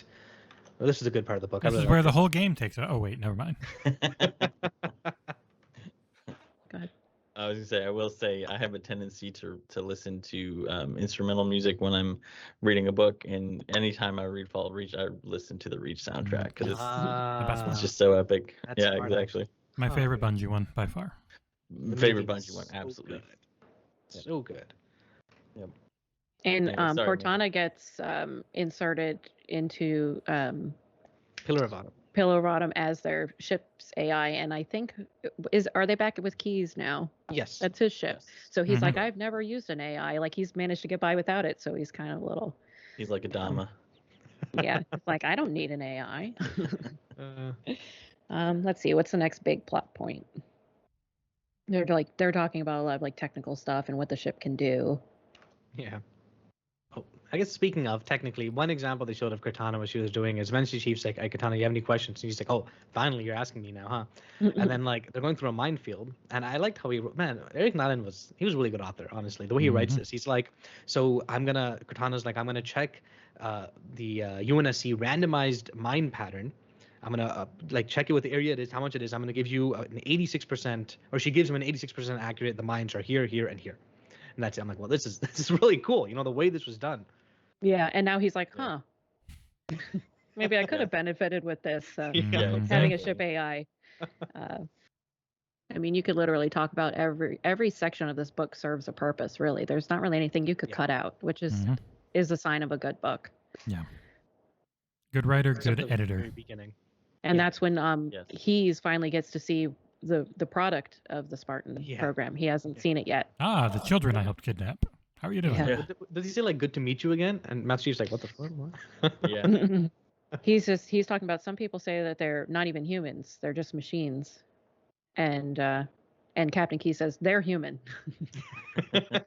My guilt conveys the fact that they are human. Man, ooh. Because it's Hikowa is Hikowa, his lieutenant, right? yeah. Speaking of, throughout this entire book, Keyes like recruits and has various lieutenants working for him. And it's not really relevant after the book per se, but if you ever read The Flood, which is the book adaptation of the first Halo game, these characters all show up again in it. And I mean, they don't make it. Like, that's not a spoiler. I mean, including Keys, if you played Halo. Yeah. We're 20 years in and you're reading a spoiler book cast, you should probably know by now. Yeah. Another thing I liked about the book is that like every character serves a like, you don't feel like you're lacking in any characters. You don't feel like you need to know every single person on the ship. Like, I guess like the different characters represent, you know, like Keys and Hikowa, like they represent that ship. You're not like, how many soldiers are on the ship? What is everybody doing? You know, it's like it moves pretty swiftly, and you don't need to have like 100 characters, and because like the characters, they serve like a bigger purpose, which I like that too. And you don't feel like you're missing anything. Like, you really could have like pages and pages of details about the ship, and you know how many people are on it, what they're doing, how the ship does this or that. But that was one of my problems with the first book we did, Shadows of Reach, where there was just too much. Too much superfluous stuff. People that don't matter, that you just know they're gonna die. And really thoughtful, tons of knowledge placed into boring military jargon. Definitely, compared to this one. Oh my god. Yeah, he uses characters as narrative devices intelligently, so that you're not, like you said, Jesse and Amanda, you're not having to know every single person's name. It's not a Stephen King book where you're getting, you know, every little detail about like the one random character that you'll never see again. Like in this chapter, I can tell Stephen was writing for this for about 20 hours straight that day. Yeah, exactly. Yes, 100%. I mean, you could technically say you want more information on some of the other Spartans, but you do get that. Next book over. You know, yeah, this was they Chief's they book. built This was up a his story. huge base to add more onto Yes. instead of feeling like Yes. you just needed to stick so much. And that is one of the weaker things about like the Forerunner trilogy, where it's only those 3 books, and they knew they were going to add stuff in to the current time, but to Yeah. get everything that happened back 100,000 years ago into a book, they really crammed it full of dry info. Which is why I really want something in that time period. You know, like a game Like a related. game. Mhm. Yeah. Agreed. So they're heading out for their mission, and they don't get very far before they get called back to Reach because 315 Covenant ships enter the system they were just leaving. Yeah, I think they were like right about to slip space. Like the way it right. was written, it Right. was like, okay, it started now. Hey, there's an incoming transmission. Mm-hmm. Oh shit! And this is Seriously. Yeah. So, So like- then they engage. Yeah, they split up what two teams, I think, if I remember right. So I just read this literally today. So if you don't mind, I'll expand on it a little bit. It was a battle scene. A lot of cool things. But one thing the Halo book, Halo universe has these things called MAC cannons. Magnetically accelerated cannon? MAC Uh, guns. Something, yeah. That's pretty much the only thing that can penetrate their Yes, shields. it's like these Right. massive weapons. Takes more than Um, one. Yeah, Giant and ass Reach is- railgun. Yeah, Yes. basically. Reach especially has like 20 or something around them, and it's Reach was humanity's most fortified planet, I believe. There Right. wasn't It was yeah. Oni's like it's their R&D base essentially. It's it's the central base outside of Earth. So the Covenant show up with this massive armada to Reach, and even the only time they beat the Covenant is when they outnumber them 3-5. And so then the one thing was there was a ship that wasn't able to do the Cole protocol. For whatever reason, it was unable to wipe the navigational databases. So they had a ship which Covenant were about to board, which would have all the information on Earth and all the inner colonies and all that stuff.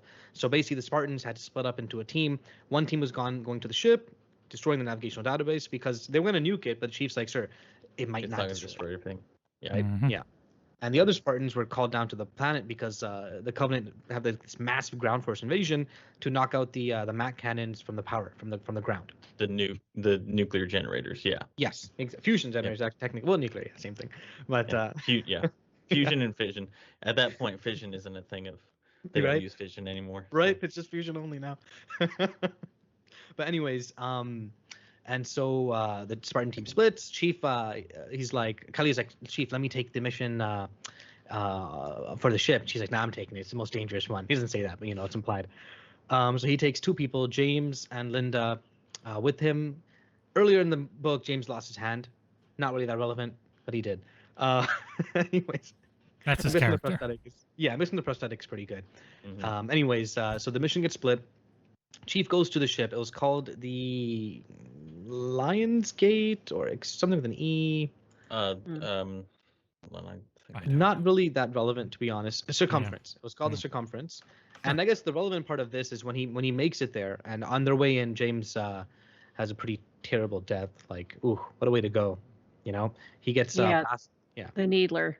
It's hit by Yeah. the Needler shards. it hits his thrusters. Yeah. Yeah, and then Technically, he doesn't die. He just floats off, and we never hear about him again. Well, I mean, eventually he's. Wait, are you saying no? He's No, there's no. So that's the thing. He's They're one of always the. MIA. He's one of the.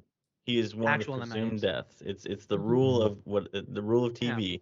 If you don't have a body, fair enough. it's Fair it's enough. Not, Basically, he and just. they actually did that with another character where they presumed him as dead in Reach, in Fall of Reach, but then he's back in Ghosts of Onyx. So Interesting. that's why I didn't know that. specified that. I gotta read these books again. Mhm. But in general, for James, he ends up getting his thruster blown up, and he ends up just spinning in space. He's gone out of Mhm. there. If he did die, terrible way to go. Slowly starving or losing your breath, Suffocating. Freezing. suffocating. Sorry. Yeah, and freezing probably. Actually, I But- heard freezing is one of the nicer ways to go. Yeah, I guess it hurt for a Freezing while. to death. You stop feeling, makes sense. Yeah. Anyways, they make it onto the QNSC ship, and that's where they meet Johnson and a few other Marines, including Lieutenant Jenkins, Hmm. which doesn't really matter. But if you've ever gotten shot in Halo by a rocket launcher flood, that's the guy. That's the guy who blew you up. Anyways, long story short, the mission's successful. He finds the navigational database, breaks. He fights an elite, which is really cool. I thought that was shown. And they are making their way back out, and Linda gets hit in the back with something, and almost It's like plasma. Yeah, Yeah. it was a plasma round. Yeah. And instantly her vitals are gone, and he gets back to the ship, he freezes her, but she's presumed dead because like no vitals, you know what I mean? And then they activate the I cold protocol. bookmark that part actually because that was like Oh, yeah. that was one of the few times that you really see John like Yes. absolutely gutted, right? Mm-hmm. Because he stops what he's doing, he runs over to Linda, he squeezes her hand, and she kind of hold on, I bookmarked it. She all she could basically muster was did we get it? Yeah. And The mission, he's right? like, yeah, we won. And after that point, her vitals flatline, and that's when he carries her in and puts her in a cryo tube immediely. So Yeah, this is where he's going through and figuring out how to make it so Chief's the only one in Halo CE. Yeah, right? yeah. Right? Basically. Right. And even then, he left the door open, thankfully. Yeah, because Wow, it was. I would not be surprised if it was a huge struggle between Bungie and Microsoft and all their writing, and like, no, we want to make this big expanded universe out of this stuff. We think it's really cool. I'm like, no, Lone Wolf, only Spartan left. No, Gordon Mystery. Freeman too. Yeah, it's like I have a list of all the ones that survived Reach. So whenever we get to that point, I'll read them off. Hey, but even in the video game, they allowed June to live, and he's in the books. Right. He's just a retired trainer. Yep. They finally gave in. Yeah. But yeah, technically, I guess what happens is he's back in the ship. Keyes does get a message from the Spartans on the ground. They're talking about how they've overtaken us. They've got to the generators, blah blah, and then it gets cut off. It's kind of presumed that they were all defeated or killed, I guess, technically, if you only had this book. And they have Every no more Spartan Bluetooth nuclear fusion. Yeah. So we put in the book, I was like, Bluetooth nuclear fusion? They're extracting it from the planet somehow. But then they can't run their guns without it. So yeah, and every Spartan that you play in Firefight or the generator defense version of Firefight and Reach, that's everyone that dies. That's reliving that moment right there. So that's interesting, actually. Huh? That's a good point. But anyways, so Cortana does initiates the cold protocol, right? Which, as we talked before, was wipe navigational databases, random. My hands are like this for a reason. Random coordinates to where you go. And while she's doing it, the chief looks at her, and Cortana's kind of interesting. Where like her symbols are around her body whenever she's thinking or whatnot. And he's like, those are kind of similar to me. Funny, the chief actually said that too. I was kind of surprised. I thought he just thought it. And she's like, oh, what? And then she's like, yeah, I better be. Like, in her head, she's thinking, yeah, it should be similar. I got it from that rock that we intercepted the signal from. Turns out those were space coordinates. And so that's when she does the jump. And then the last part of the book, called Halo, which is like 5 pages long, is them landing and seeing the ring. And he's like, what the heck is that? yeah. Which is different from the game because they don't, like in the game, that you're fighting right away. You're fighting on the Autumn. Yeah, you're fighting on the Autumn to then drop ship down onto the ring. It still fits, though, because Covenant were about to show up. They just landed first. The Covenant were going to get there in like a minute or two, right, with the slip space. So it still kind of works. It's not. I mean, if they all go back onto the ship, I guess, and nobody was actually landed. Because the whole... Oh, no, but the book, they don't land. They just say, what is that? And it's like, okay, wake the dude up. Yeah. Okay. Yeah, the book ends where, like, the game should technically just begin. Oh, okay. Yeah. Right. So the Covenant could have followed them. They did. They might also the Covenant have was always... coordinates. Well, they were always... They didn't know how, but they were always able to follow through. They weren't sure how it happened, but... Yeah. And then it's interesting. It's did you guys read the adjuncts? I think only the 2010 version later had it. See, my original book doesn't have that. Right? It adds some stuff to it. One of them was about a friggin' transmission from the Covenant side, talking about how the Arbiter, I kind of forget his Covenant name, how he had a lot, like massive losses at Reach, because obviously the guns and whatnot, and he's like, I see this thing escaping, I'm going to follow them and take them out. And so that kind of sets up him being the leader of the forces in Halo. Right? Yeah, and then they fail and they lose, and that's why he's dressed down and Oh, it's a good cutscene. Velvedam. And I think they managed to capture someone. They managed to capture somebody from the Covenant. That was another adjunct. Sometime. Yeah. And also that Halsey was kidnapped. She was taken prisoner. And I was like, that didn't ever happen.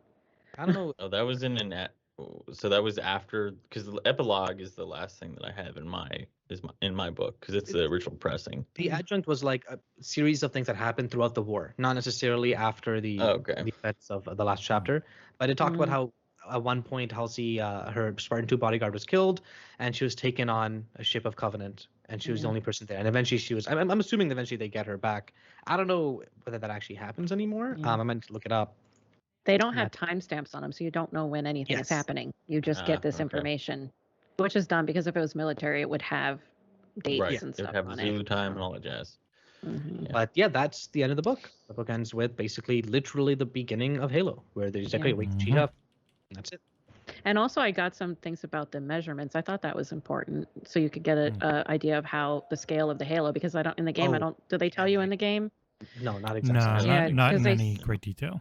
They say the ring is 10,000 kilometers in diameter, kilometers. I always say kilometers in my head, in diameter, which is 6,250 miles.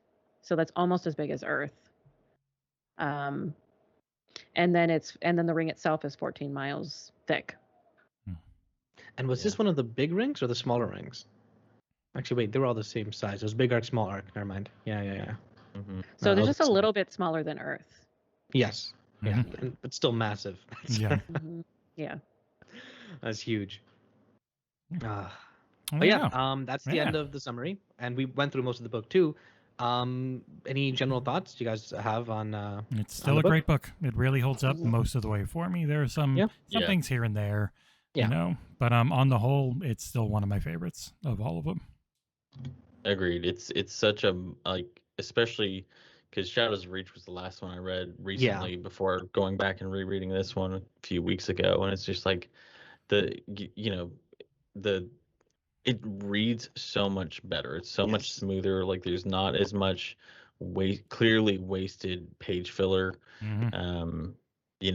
Every chapter serves a purpose. Whereas if you read Shadows of Reach, I would argue you could cut out half that book and still get to the point.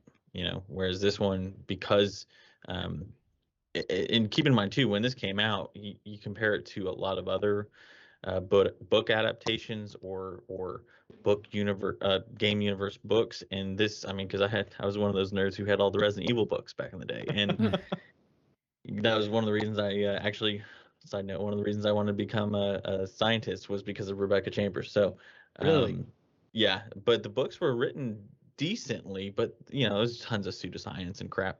Yeah. But compared to that, this was a book that I would recommend to people who didn't play the games and who just 100%. liked good sci-fi.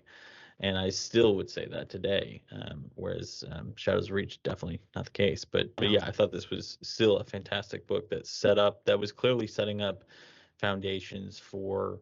Obviously they couldn't know how big Halo was going to be, or that it would still be around 20 years later, but it was very clearly set up well because of this book and some of the foundations laid by Bungie after.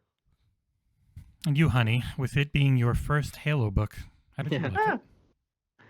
I liked it. I'm usually not a big reader of military sci-fi.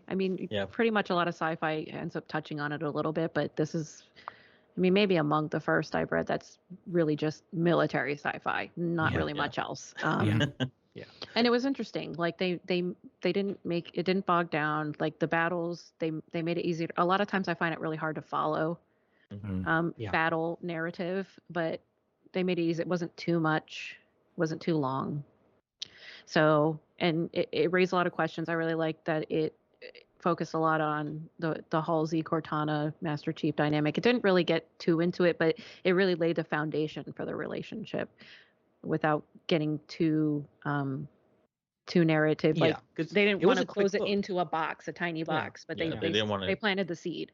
And you said he had 7 weeks, right, to write this thing? Yeah. So that's insane. From conception to finished product, I think it was published from when they first said you're going to write this to actually being a book. It was 7 weeks. It was published. That typical Halo sprint.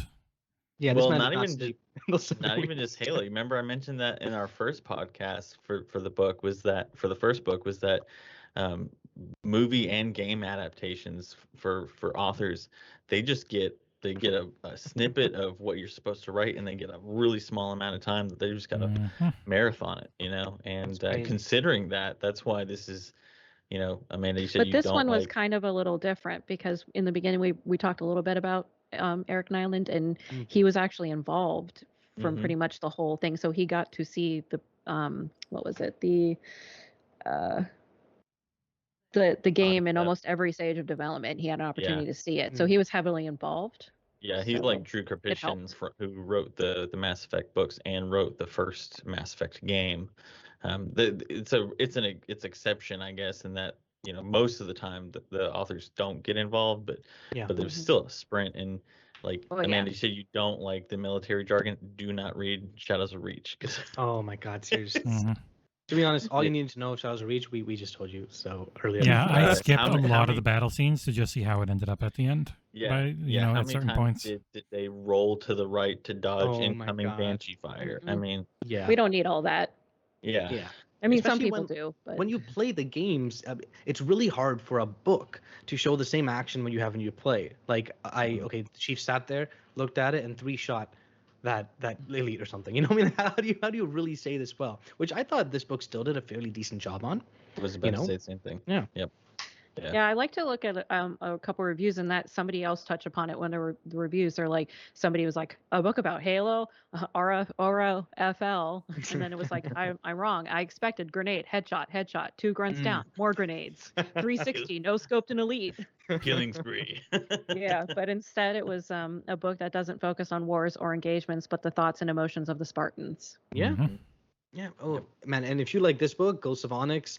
I mean, you think Chief's good? Nah, Kurt, bro, that's where it's at. Yeah, Ghost of Onyx is, I would say might be a little bit ahead of Fall of Reach for me personally. Yeah. So do you want to, so the list of Spartans that survived per my account. So obviously John, Fred, Kelly, Linda, and William survived. William died shortly after that. Kurt was on Onyx, like we said. He died after that. Let's see, Black Team. So Margaret, Roma, Otis, and Victor all survived, and they're theoretically on Gamma Station, which was technically Installation 3. Well, technically, Black Team was killed by Didact, right? In one of the comics. Maybe I didn't read the comics. It was really dumb. I hope no one remembers it. So I always wonder how much they keep canon and don't with some of that stuff when there was a lot of turnover. Right. So Naomi survived. Red Team, which was Jerome, Alice, and Douglas, they are MIA. So, but we know no bodies. So Halo Wars. That's Halo Wars 2, right? The Halo Wars team. Yep. Red Team. Yeah. And MIA. You know, that's what they always list Spartans as anyway. So whether you're dead or not. Great Team. So Jai, Mike, and Adriana are also MIA. Soren is alive. Maria is alive. And I think that was it. I think that was of the OG Spartan 2s. That was the ones who survived. But again, compared to how Bungie tried to spin it as lone survivor, Chief being the last. I mean, that's clearly so like 12, 13 people. Yeah. And June, no, he was Spartan 3, wasn't he? Because I think George and Carter were the only. I thought it was just George, to be honest. I didn't realize Carter was a Spartan too. I'm pretty sure. I could be wrong. But George was towering over all of them too, and when you play the game. Let me see. Yeah, and they brought a lot of them back in various stories or different things. Never really in the games because Bungie always tried to push Chief as the only one. They gave in on June, and June's been in some books, but. I think Fahad is one of the super anti-Halsey leaders, right? He's an Oni right now, I believe. Right. He was Spartan 2 that wasn't. But he wasn't on Reach. Yeah, he was. He was Spartan 2 that was out of commission. Not out of commission, but he lost his legs or something like that. Right. The ones I listed were all Spartan 2s that were involved, and that were actually in action Spartan 2s because Fahad was he was technically no longer a Spartan 2. Yeah. So one thing I wanted to mention, it's not completely related to Reach, but it kind of is how the heck do you go from 25 years of this brutal war where planets are being glassed and decimated and I don't know what trillions, but billions of civilians, humans are getting killed. to peace. I mean, that must be like a very like, whoa, wait, a peace between you guys? And You guys slaughtered us for 25 years. it's been a part of the later books where they've really gone over it and how people are Yeah. reacting and just how fractured and broken everything has been because of how long that war was. Hmm. I mean, you think about East Germany and West Germany. It wasn't a clean, Oh, yeah, okay. reintroduction, so to speak. But and I think, like Jesse was saying, some of the later books also showed that it wasn't as clean as Halo 3 wanted to make it seem. Yeah. Oh, okay, that makes sense. Yeah, because I haven't read the Karen Travis ones just yet, and I know those deal with it a fair bit, the aftermath of the war. Because Halo 3, I mean, at the same time though, it does what it needs to do, right? It can't really get bogged down into stuff. But still, it's just kind of crazy for me to think about. Because the more earlier books you read, the more you see just how crazy humanity got decimated during this war, during these I fights. have a funny point. Decimated means you lost 10%. Actually, it's not that bad. Really? Oh Yeah. my God, that's it. I get it. Yeah. I get it. It's always funny in our common parlance. It means like you were wiped out. It's like no, only 10%'s gone. It's the opposite. Which makes sense because it's origin of the word is decimal. So Yeah, my forces were decimated. Oh, that must have sucked. No, I'm good actually. I want. You're right. Yeah, we thought we were gonna leave way more or lose way more. Aarsal, you're right. So George it would be is like the only smart too. Killimated or We were Ornamented. Kilimanjaro'd. But yeah, if you guys haven't noticed by now, I think all of us really like this book.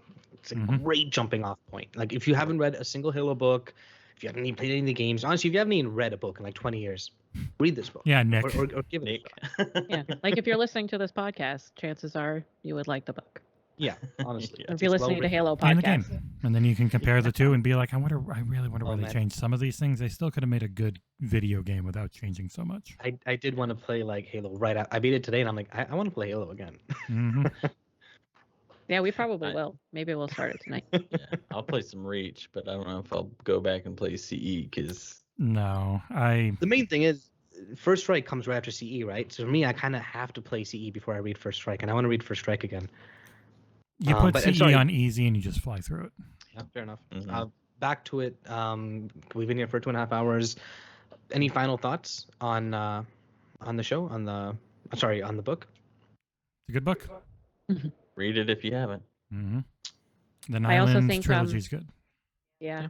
Well, perhaps we can close. Master Chief himself rated this book on Goodreads. Nope. He gave it 5 stars and he said, it describes my training and how I became famous and brave. But as There we dry go, as it would guys. probably Straight from be. the source. That's a first-hand source right there. Yeah. So what would be the next game canonically? It would just be the actual game one. Halo Flood. Yeah, Mhm. Halo Yeah. Flood, which is not worth reading in my opinion. I've read it only No. once. Yeah. It was like a worse adaptation of the game. I almost. mean, What is the actual next one that we might want to go through? Ghost of Onyx. Yeah. Probably That's the Ghost one of I had in my Onyx. head. we could do Yeah. First Strike. It is a really solid book. It's pretty good. Though, you know what? Actually, I kind of want to jump back to the beginning chronologically. Hmm. What you talking about, Willis? I'm talking about Forerunners and the Oh, Forerunner okay. trilogy. Yeah.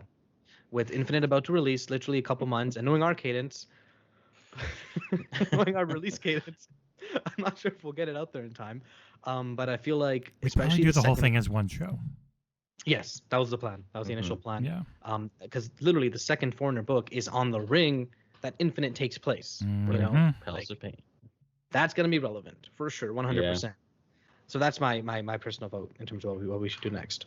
I agree. Okay. Hey, I if like we the start trilogies. we It's start just not doing my this favorite. more often, we'll get Yes. to the other stuff too. So. Speaking of, we do want to stick for any of you guys who are still here. I know it was 6 months between the last episode. I partially blame that on the second Foreigner book being dry as hell and me stopping reading that halfway through. But So that's where you that will drop happen. it and you just get into like a synopsis and then. Spark That's fine. notes. I should have done that. I should have 100% done that. Mhm. Was But this college? at most, I want to say a month and a half between the next episode. Infinite's coming up. We're gonna We're wrap gonna up have our a Halo lot of content. you had me at Halo themed content. So. Yeah, 100%. For Rizzle. Mhm. But yeah, I for wonder those if they had plans to release something tied in with them. There is a book coming a little while after launch of the game that is about the period of time from when. So they're fighting the Banished on the ring. They lose, and then there's 3 to 6. It's like 6 months before Chief gets the game starts, and there's a team of Spartans on the ring, and they're having a book that's going to bridge them losing to the Banished and everything going to shit, and then 6 months Chief getting found by Brohammer and the game starting. Like, if the game starts off with Chief floating in space, then chances are that book's going to end off with showing how that, or it's going to mention at least how that happens. That's something we're going to need to do. But it's also coming out after the game. Right. That's kind of weird. So yeah, who knows? I think they actually want to give them time to write it now. There definitely seems to be a company-wide directive. Just take your time. It's fine. Yeah. Hey, well, you got that much content. I think it's okay. I want to say thank you for listening. Watching. If you're still here, I'm going to post this on the audio one soon too. You'll notice that this episode is edited more than our previous ones. We're not sure yet if we're going to go live or not for these episodes. Maybe in the future we will, but I feel like for the next few we likely won't. If you have any suggestions on books you want to read, and not just books, by the way, there's comics, there's the anime, and there's going to be the TV show coming up, which we'll definitely cover for sure on this podcast. Please let us know. And thank you for watching. Yeah. Thank you, everybody. Bye.